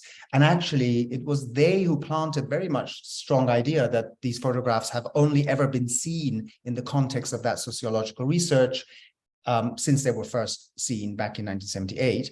And therefore, they should always be seen like that. So the conversation began on a very, very constructive note. However, through the process, it was never explained to me why they had trouble with certain things. But as you see, they just removed them for various reasons. Lack of space, the font sizes of Tate were too large, so that if they wanted to have all the captions, there wouldn't be space for the fonts. So there was a graphic problem, there was an architectural problem of space and vitrines, apparently all of that. And also that the public traveling from one room to another room within an institution like that mustn't suddenly end up in a very cramped space and then a very open space. So there has to be some kind of a connection, architectural connection between the spaces, which sounded really banal. So answering both questions, these projects are done in fact to dismantle all of that. And I always discuss there's the issue that came up at Tate. It did not come up with other museums, in fact. At the Musée d'Art Moderne in Paris, they did want to erase the executions on the basis that they happened after the photographs were taken, and the core of the project, of course, is the art object itself, i.e. the photographs of Kaveh Golestan, for whom I've also set up an estate through the project, and through the estate, some photographs and works of his have ended up in international collections. And for the estate, I have saved some of the very, very important ones and seminal ones for one day going back to Iran. So part of the project of dealing with erasure for me has also been to establish the artist himself, which is a different version of my curatorial work. So Golestan is according to Tate now a very well-known and important documentary photographer, but they only know him through the project. However, he's been established within the art world through the project. So that's a sort of, in a way, a byproduct of the work I do, but it's an important aspect of the work I do because I don't, let's say, exploit the art object itself for my own purposes, rather instead, I was very clear that the exhibition will be two parallel worlds of the seminal photographs taken in 1975-77, and then the sociological context within which they are immersed, but with that architectural distance, with that spatial gap between them, where the images were on the wall, the photographs were on the wall, and the sociology was in the tables. Now, so to go back to your question, Peggy, I mean, I don't know what would one do curatorially, of course, because it's important to bear in mind that here we are also dealing with an art object. My emphasis in the seminar is to look at how we can activate the art object without fetishizing it as the object that we're looking at. It becomes, for me, much more important as an art object once it triggers that sort of historical memory, once it delves into the trauma, once it becomes also, it sort of stands in conversation with the disappearance, because you can imagine as spectator, did any of these women die in the fire? We do not know. Nobody took notice of that. Nobody took record of it. That is part of the violence, not to record it in a way, which is also you're referring to. But do you have an idea about doing a curatorial project around what you mentioned? Well, I'm lucky that I live in a state that has only had 3 mass shootings. I was looking this up. One of them was Sandy Hook, which has a memorial, but it's in a very bucolic setting. There are some other ones that were industrial sites, and I have no idea what has happened to them. So I would have to take a look. I would want to keep myself in a space and a time where I could go and actually see the sites, see how I feel about them, what I can find out about them, because I would have to do some research. But yes, I do have the beginning of maybe a project, and 4 weeks is hardly any time.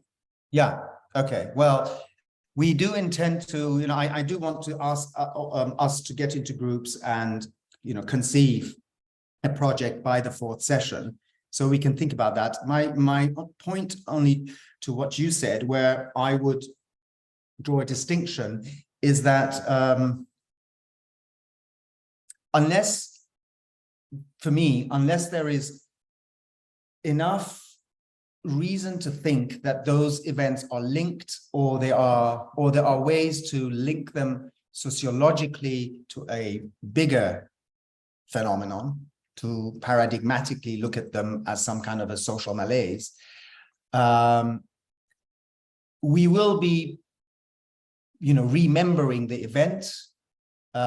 We will be memorializing the human beings who lost their life in the event. Are we going to be able to do more? So the intention here for me in the projects that we want to discuss and in the exhibition making is that sort of designing systems whereby the exhibition does more than just reveal a set of objects. But what is that more? Maybe that we could do something about the amount of guns and the trauma that, you can't even go to a 4th of July celebration without somebody shooting you in this country. Yes, yes. It's a huge issue, I think, for us. And it starts really going back to the trauma, being older, that happened in the 60s and the 70s, which started on celebrities. And now people just go out and shoot whoever randomly. Yes. I do think in the US, this is a big issue. Yes, of course. Absolutely. Will it make any change? I don't think so. I think that we have a political system that says, oh, I'm so sorry, I feel so badly for you. Let's put up a memorial and sell a few more guns. So I'm not sure that I will bring any change about. Yes, yes. Talking about violence, I've made a note of Emiliano. I don't know if he wants to say anything. Well,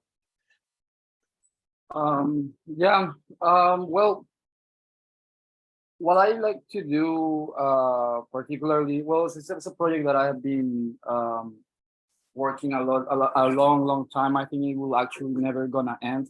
I don't think it has to end. But I believe there is a problem. The problem of making sense of violence in Mexico is ultimately a problem of language.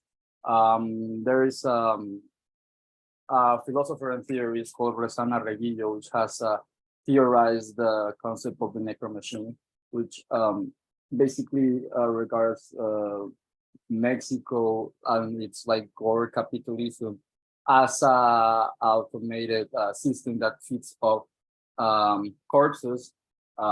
It's something even that goes beyond capital. And basically what she said with the problem of language is that language has become insufficient to make sense of all those atrocities that constitute national life and national imagination and fear and desire and so on and so forth.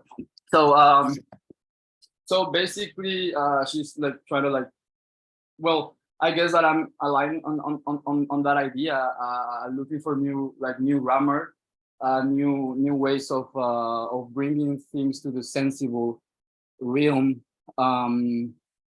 because I kind of believe that it has become sort of corny to be political in my country, to do art about politics. Like people is like so like get over. It's like people are like over it, and I believe it shouldn't be the case because it's like pretty much needed to make sense. But like this like condition of numbness and apathy and not having the words to describe the horrors and all that is something that concerns me, and that I feel that I am in the position to sort of like work on that direction. So yeah, I'm pretty much like interested in building like those systems of presentation, maybe as platforms, with documents, leaks, theory, interrelating theory with events and phenomena that has occurred in the recent condition of my country. Yeah. So, do you think you might be able to think of something in the 4 sessions, even if it's the rudimentary beginning of something for the last session? Can you just keep that in mind, and we'll speak more about it? Yeah. I just had this question in my head of what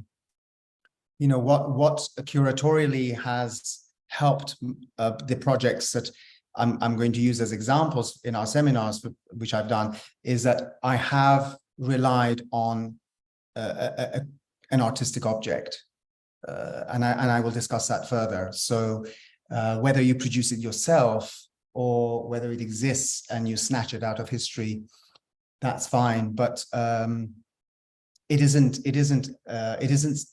sort of an oblique political direction, if you like, that you're taking in the way that I'm pursuing these narrativizations, because what we want to also discuss in these sessions, one of the sessions is about narrativization, rather than narrating, Emiliano, rather than telling and that what is happening.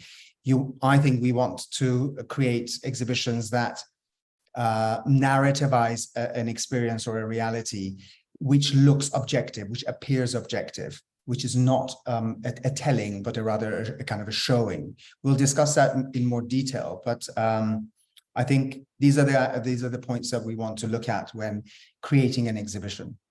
I see several hands up. Michelle.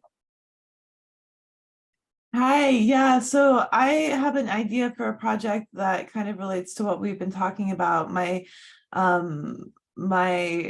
my best friend read her erasure poems at the Whitney Biennial, and we booked the Space UK at Fringe to do a performance piece. I don't know if this would count as curatorial, but where I have my poetry and she erases colonial documents. She's First Nations. She erases colonial documents, turns them into poems. And then we're gonna do like a play on like erasure, but we haven't like figured it all out yet, like the mechanics of it and how we're gonna do it, because I come from the hierarchy of the Mormon Church and the Republican Party, and like I'm a runaway, and her whole thing is get lost colonizer.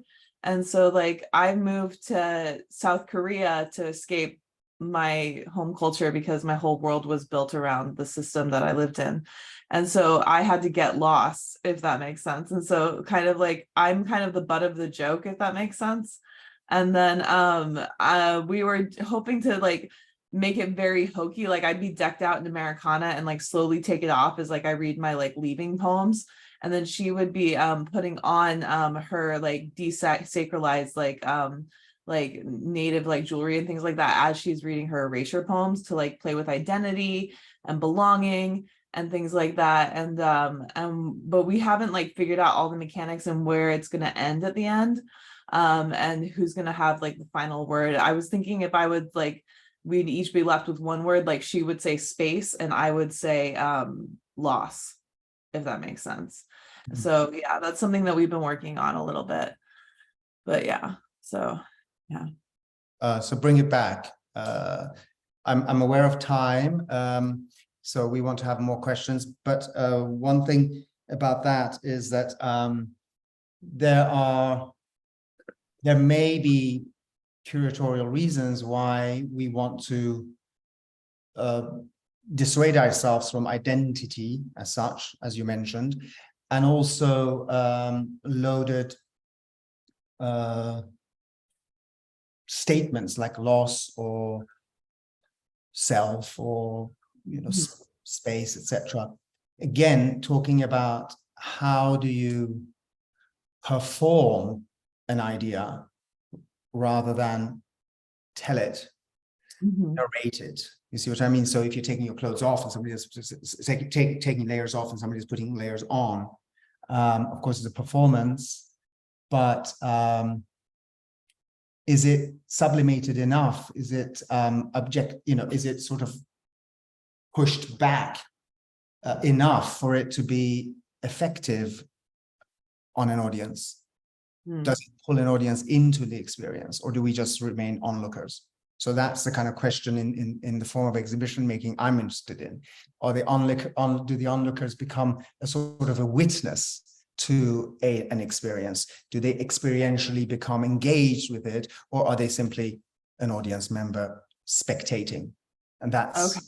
You see what I mean? Spectatorship rather than an affective experiential relationship. Anyway, yeah, thank you. Yeah, okay. Harris? I think Yana raised her hand before me. Okay. It's okay, go ahead. No worries. Oh, okay, thanks. I wanted to ask about the work of Reynolds and Sarkisian and Levine, and how did it connect with your work? I mean, did these artworks and the way you interpret them inspired your research?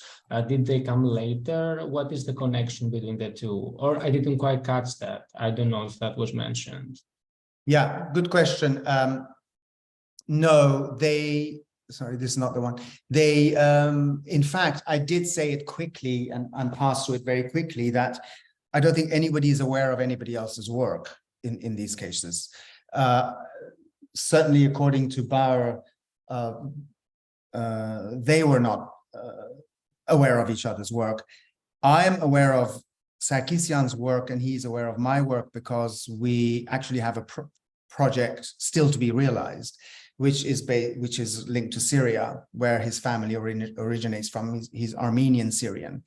So we are aware of each other's work, and I've written text on him, and I shared my text with you as a read, as an example of how I sort of write about these things, but you could almost take his name out and put my own name in for my own work. That's how close our, at least the way I read his work is as close as the way I see my own work. So that's my reading of his work, of course.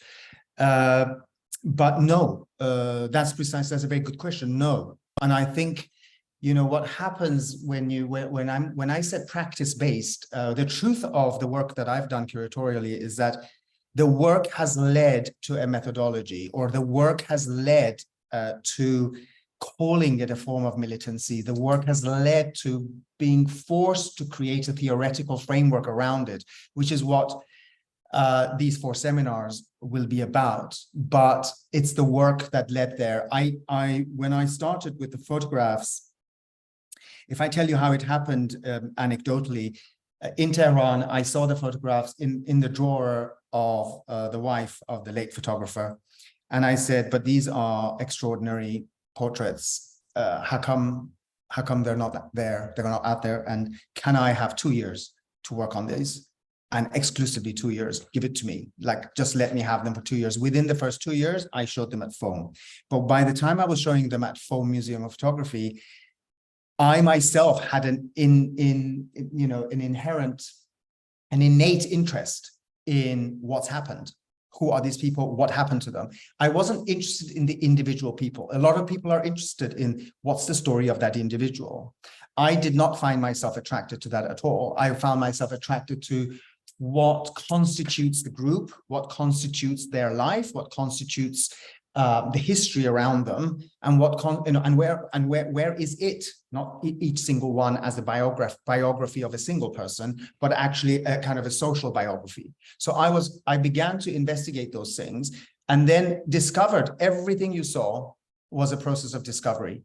Nothing was there. So as I said, even in this project, even at FOAM, the very first project, when they allowed me to include the excavations, I could have gone, for example, down the route of cabarets, popular culture, because it's very interesting what the Islamists did at that very moment in terms of violence and social violence.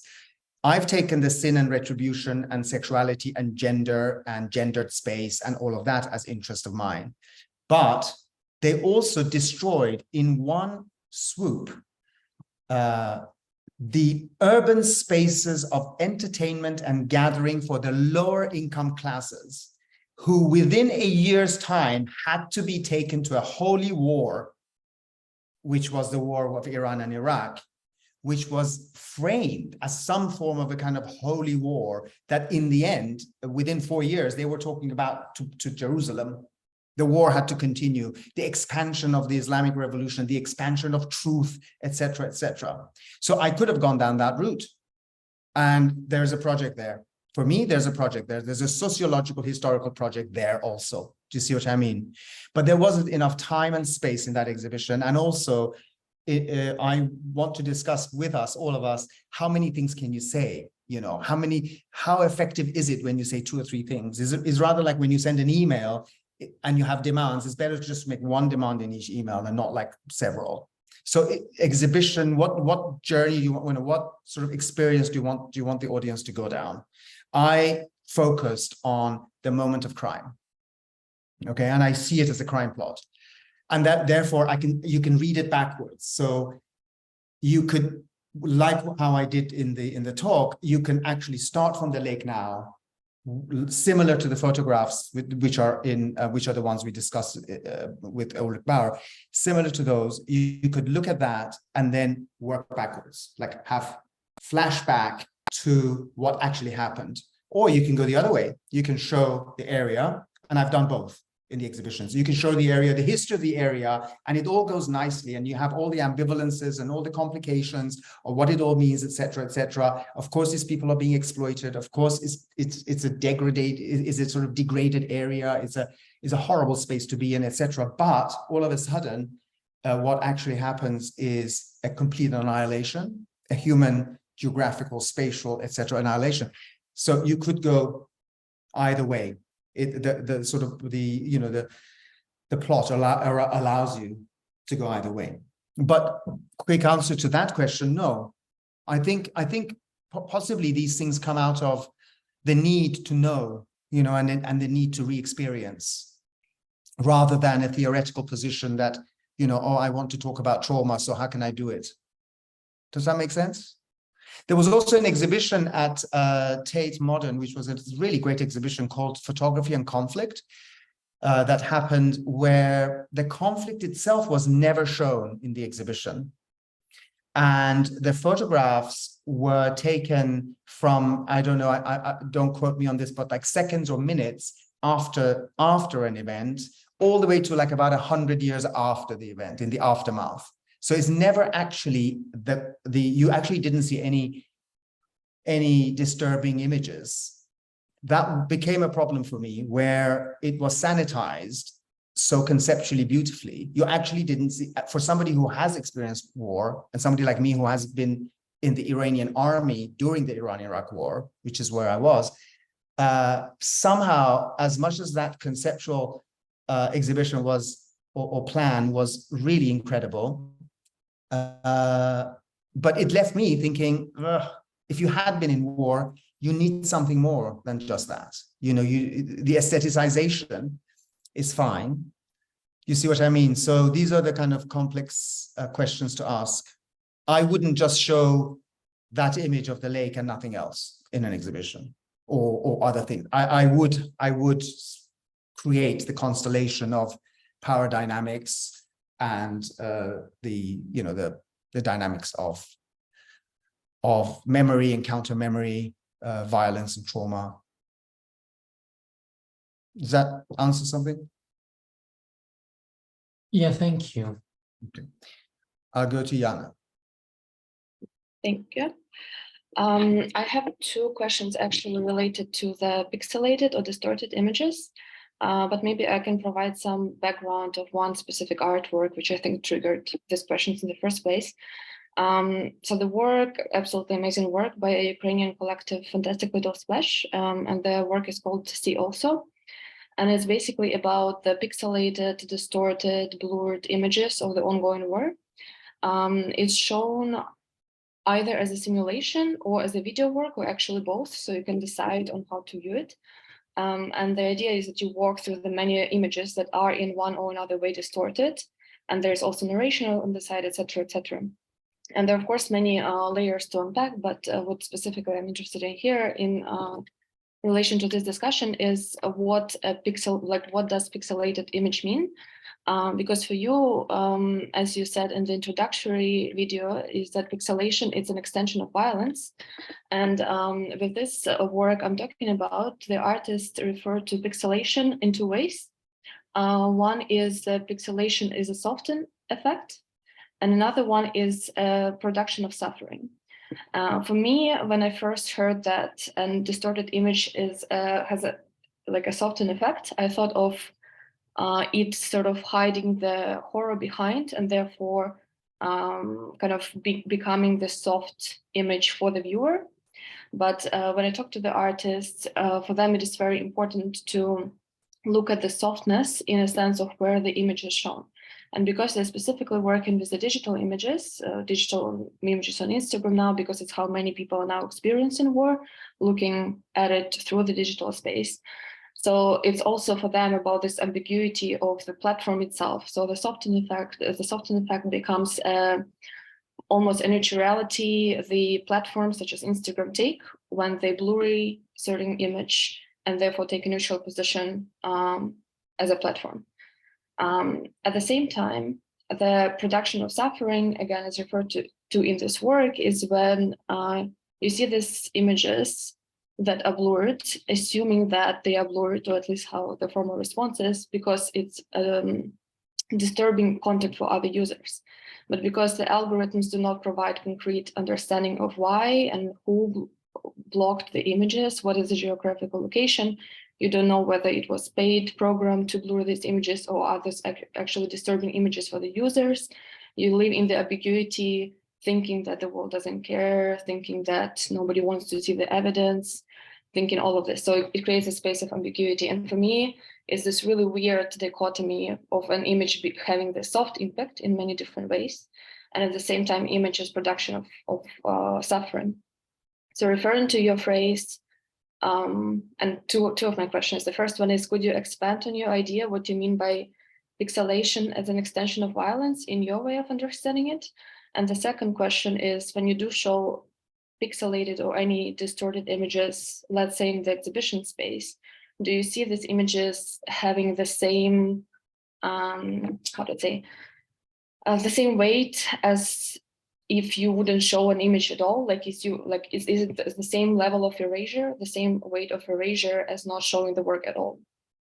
I hope I've explained. Yeah. Interesting. Censorship, in my view, is a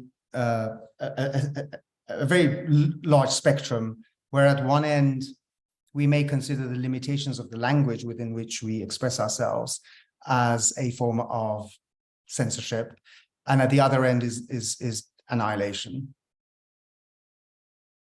So we have to understand that we self-censor and we soften ourselves in many, many different ways. The way we interact with people, depending on what kind of social situation we're in, depending on what professional situation we're in, etc. We follow many, many codes of how we dress and present ourselves and greet people and express ourselves and take turns and standing queues. So social behavior is full of some form of softening, if you like. Otherwise, we are not going to be able to function in such big groups. Now, the softening you're talking about is something that I work against. I'm not a big digital user myself, so I'm not going to get involved in the sort of politics of what it means to put a strong image on Instagram. However, that image that we're talking about, if we be specific about that, that image was published in a book. That image is on the website of Magnum. At least it was when the project started in 2014. So it's there, it's in public. The idea that I'm not sure and I'm a bit uncomfortable, it, for me, is in relation to propagating the amnesia, fear in the face of a violating state, conformity against, in the face of in the face of aggression. So systems of aggression, of which the Iranian system is one, what they do is they expect obedience, tolerance, conformity, of course. So, and sometimes that leads to some form of complicity. So for me, in a sort of socio-psychological sense, doing what the system wants done, for me, is a form of conforming to the restrictions and to the aggression imposed upon us. The project was to talk about that. And this image, as you can see, the image of men carrying the body of a supposed woman, who he says a supposed prostitute from the red light district, is so powerful, spatially speaking. You can see the divide in so many different ways. You can see the power dynamic in so many different ways. It is such a powerful image. And he chooses it in his book, and he labels it fully explained. And he even calls it an Islamist cleansing. So there's an interpretation applied by the photographer himself. So we have to take all of that into consideration. There is no need for softening it anymore, in my view. The softening it, if you like, which I see it as a form of violation in itself, is interesting to me as violation and not softening, because I see it as, oh, we are afraid to show it. We are afraid to show it in 2014. It's something that happened we're not allowed to talk about it. I don't want my name attached to it. I've done other things since then. I don't need this to be recirculated now. You know, I'm a big photographer doing other things. Fine, that's of course his choice. But the question here is not about softening for me, it's about the fear. It's about conforming to violence imposed by state, where these things have to be silent. They mustn't be talked about. So I wonder what you could say to that. I wonder if you see the context within which I'm talking about this is another form of violation.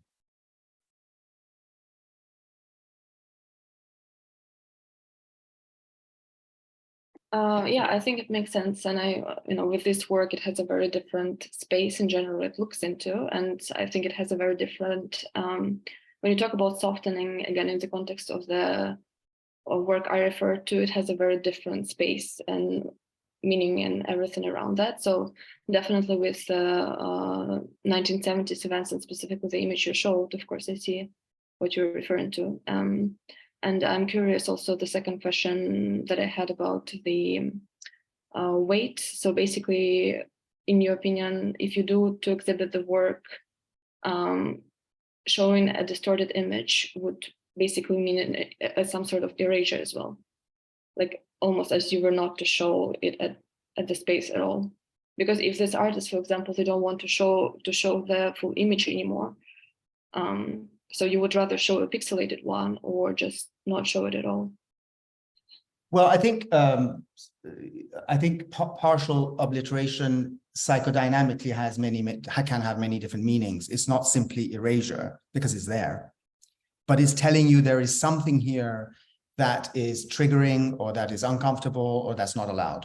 So you are, as an onlooker, you are aware of the weight of, as you called it, of the weight of that object, right? So it gives it weight.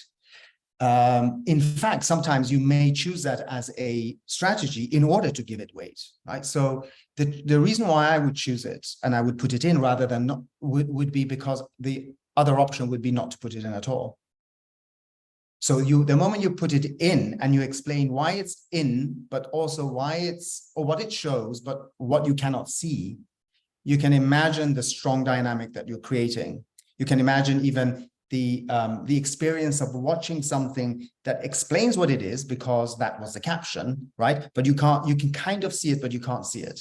So you can actually argue that that may make it more powerful, more haunting. It's certainly more haunting than actually seeing an explicit image. So it's in line with also this kind of oblique way of coming at something haunting, as opposed to directly just showing dead bodies, etc. In this photograph, we are directly confronted with something. So it's very powerful in that sense, right? So its directness is powerful and it was done. It's not that you as a curator are going to create it in order to put it in there, because that seems a little too manipulated for my liking, but it's there as the history, as a published history of that space. So you're going to use it, but you're right that when you pixelate it, you may, in fact, imbue it with more power, but that is not to say that it's not a form of violation. The power comes from the fact that you are violating the image in the sense that I'm not letting you as a spectator quite see it, but I'm telling you what it is. So I am creating that sort of disturbing distancing within the spectator here by doing that. In another exhibition that was censored in Singapore, when the censors came, I decided to put black cards on the artworks that they were censoring.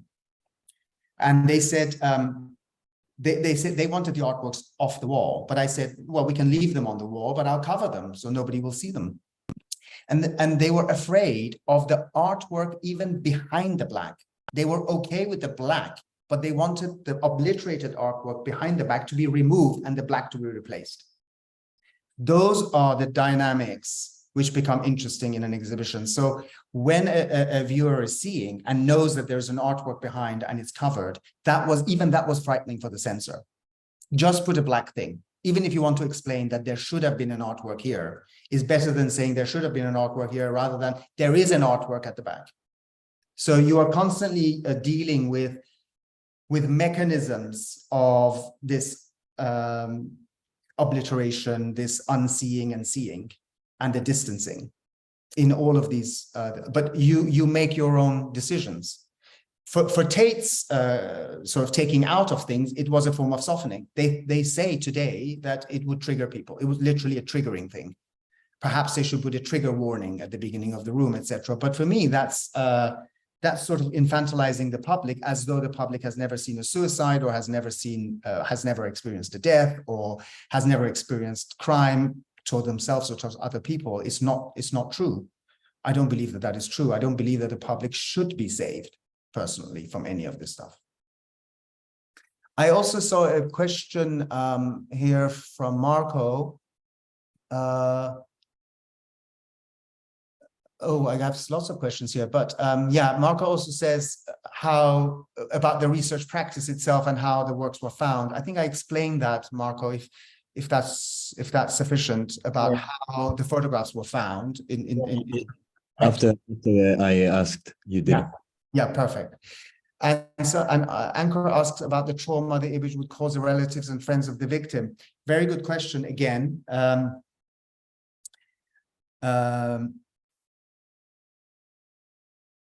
You know, we will talk about trauma in the next session, because trauma is not caused. Trauma is the recurrence of an unfinished and disturbing memory. So you're not going to cause a trauma. The trauma exists. And I have friends who are working on projects in Spain about the exhumation of bodies that were buried in mass graves during Franco. And for some Spaniards, the question is, why are you waking up, dead memories or bad experiences? For the families, for the survivors, the experience never died. The people never died. They disappeared. They're never dead. And we will, I have put it into the syllabus to speak about trauma exactly in these terms next session. So the psychoanalytic literature I put there for you is precisely to look at that. Living with ghosts, i.e. the survivors, so relating to Anchor's question here, the survivors, the impossibility of letting go of the loved object when the death has not actually been witnessed, right? So how psychically impossible it is, how families of the disappeared, for example, referring back to Sarkisian's work, have to live with the ghost of their loved one. Letting go would be akin to killing them themselves, because supposedly they're going to come back one day. So there are very complicated dimensions to the question of trauma, which we will look at. But it's also a good question about the survivors that Anchor asked here. I think we've passed the time. Is it good to stop here? Yeah, I think it's actually a great moment. We didn't have any time to group ourselves to discuss the text next time. How do we do this? So I think we can discuss over email all of the semantics for the presentations, and I can send out email to everybody tomorrow with a sign-up sheet, and we can sign up for that. That's how we usually do presentations as well. So okay, so is that a good way to do it? We can, in that case, we can stop now. Yeah. Okay. So thank you, everybody. I will be in touch. Sorry for the noise. I will be in touch tomorrow about setting up presentations. This was a great first session. Yeah. Thank you all. Come back with questions. Yes. Thank you very much. Thank you. Bye. Thank you. Thank you. Very thought-provoking. Thank you for being here.